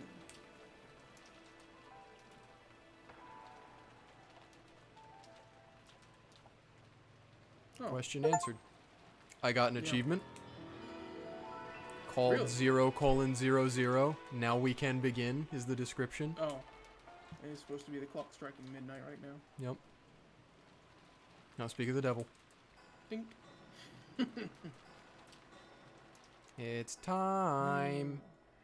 I don't know. I feel like that's a pretty good place to stop it for the day, don't you? That I think that is. We got a lot of lore today. We got a We did. lot of story. We got 3 hours of Beatrice lore. Yeah, pretty much. Beatrice lore. Who would have thought that Rosa accidentally killed her? It makes complete sense to me.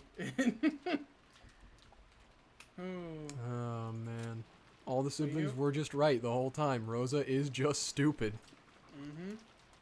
We Poor got Rosa. all that lore. We also got a giant lecture on Hempel's Raven. Yes, Hempel's Raven. The contrapositive. Still not sure if I could actually put it into practice without like having it open on another tab to explain it to me. Yeah, I don't know if I could put it into practice without it being, like, not 100% correct as to how Hempel's Raven works. Contrapositive. That's all I know. Oh. Oh. Can we get anyone God. new over here? Describe No, it we to me still in got- cookies. Describe it to me in cookies, yes. The sister randomizer. Yep. You got Lucifer a bunch on there. I don't know who that other black-haired one is off the top of my She head. was the one featured today. It's true. The other black-haired So- one is, oh god, is she Mammon? Maybe. I don't remember. Belphegor. Ah. Okay. Well, before we depart for the day, what is your takeaway from all the Beatrice lore today? What's your thoughts on all that? Man, Kenzo's a piece of shit, huh? Yeah. What do you think's real, or what do you think actually happened? Ah. Obviously, some of it had to have been true at least. Yeah. the part of her being a person who is real and on the island in 1967 was said in red. So that's true. Yep. Mm-hmm. I'm willing... I don't know. If Rosa's to be believed, then her whole story is true. I don't see why or how she could have missed that up. Yeah. Unless The her only thing that's memories really in were question magically is- changed. True. Um, She can't use red, silly. but yeah, I don't know. Taking it at face value, I mean...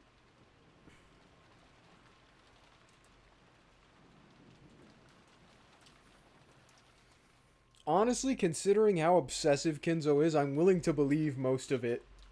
I wouldn't be surprised if, like, not all of it's true, but I think at least, like, 60% of it is. I find a little hard to believe the part of her being such a powerful and amazing witch that just so happened to get confined by Kenzo, who also she has repeatedly been like, he sucks, he's not good at magic. He just happened to get really lucky because of his constant persistence, and that's why he's, like, a sorcerer. Because he's just so determined. So I find that a little hard to believe, that she actually got, like, caught off guard by him, but hey. You never know. Yeah. So you believe more or less her magic explanation about the homunculus, about the soul, about all that. I mean... That's what I'm saying is, like, I could believe it, but also I could completely understand if it was, like, the route that BUTLER was taking of, like, it was his mistress, and then they had a kid, and she died, and Kinzo was so crazy that he was like, clearly this is just her reincarnated. And so then he raised her, and was weird about it the whole time. And now she is... Because also, we still don't know what was up with the other Beatrice. There's another Beatrice. Oh yeah, the one at the beginning of the chapter, or episode. And we haven't seen her since. So is that the original Beatrice? Or is it just a woman who so happened to have the same name, Beatrice? I guess we'll have to stay tuned for that one. Yeah. So there are some questions that are left unanswered. Right now, I'm taking it at face value. I'm accepting it. But I will not be surprised if it gets, like, completely changed. Within this episode, even, honestly. So yeah. Alright. I just need more Well- information before I make my final decision. Oh, you humans always be saying that. I know. More information, I more know. information. Give me proof. Like, Give me proof. I'm BUTLER pilled. Give me proof. here's a devil. Nope. Himmel's the hero from Soso no Frieren. True, Himmel's Raven, Himmel's Freerun. Alright. Well, that's all I got. Alright, I saved, right? Yep. Well then. Bye-bye. Till next time. Get me out of here. Close the door. Bingus. Let us know Did in the I- comments below what you think happened, Yeah. but don't spoil or I will delete it on I site. saw this earlier, by the way. I don't know if you wanted to see this, but I just so happened before stream started to scroll over this. And look, it's got it in red. The episode is locked. It's completely true. The episode is locked. I can't...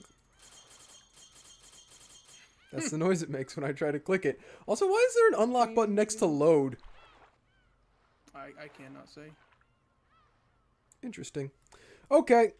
Bye-bye, everyone. See ya next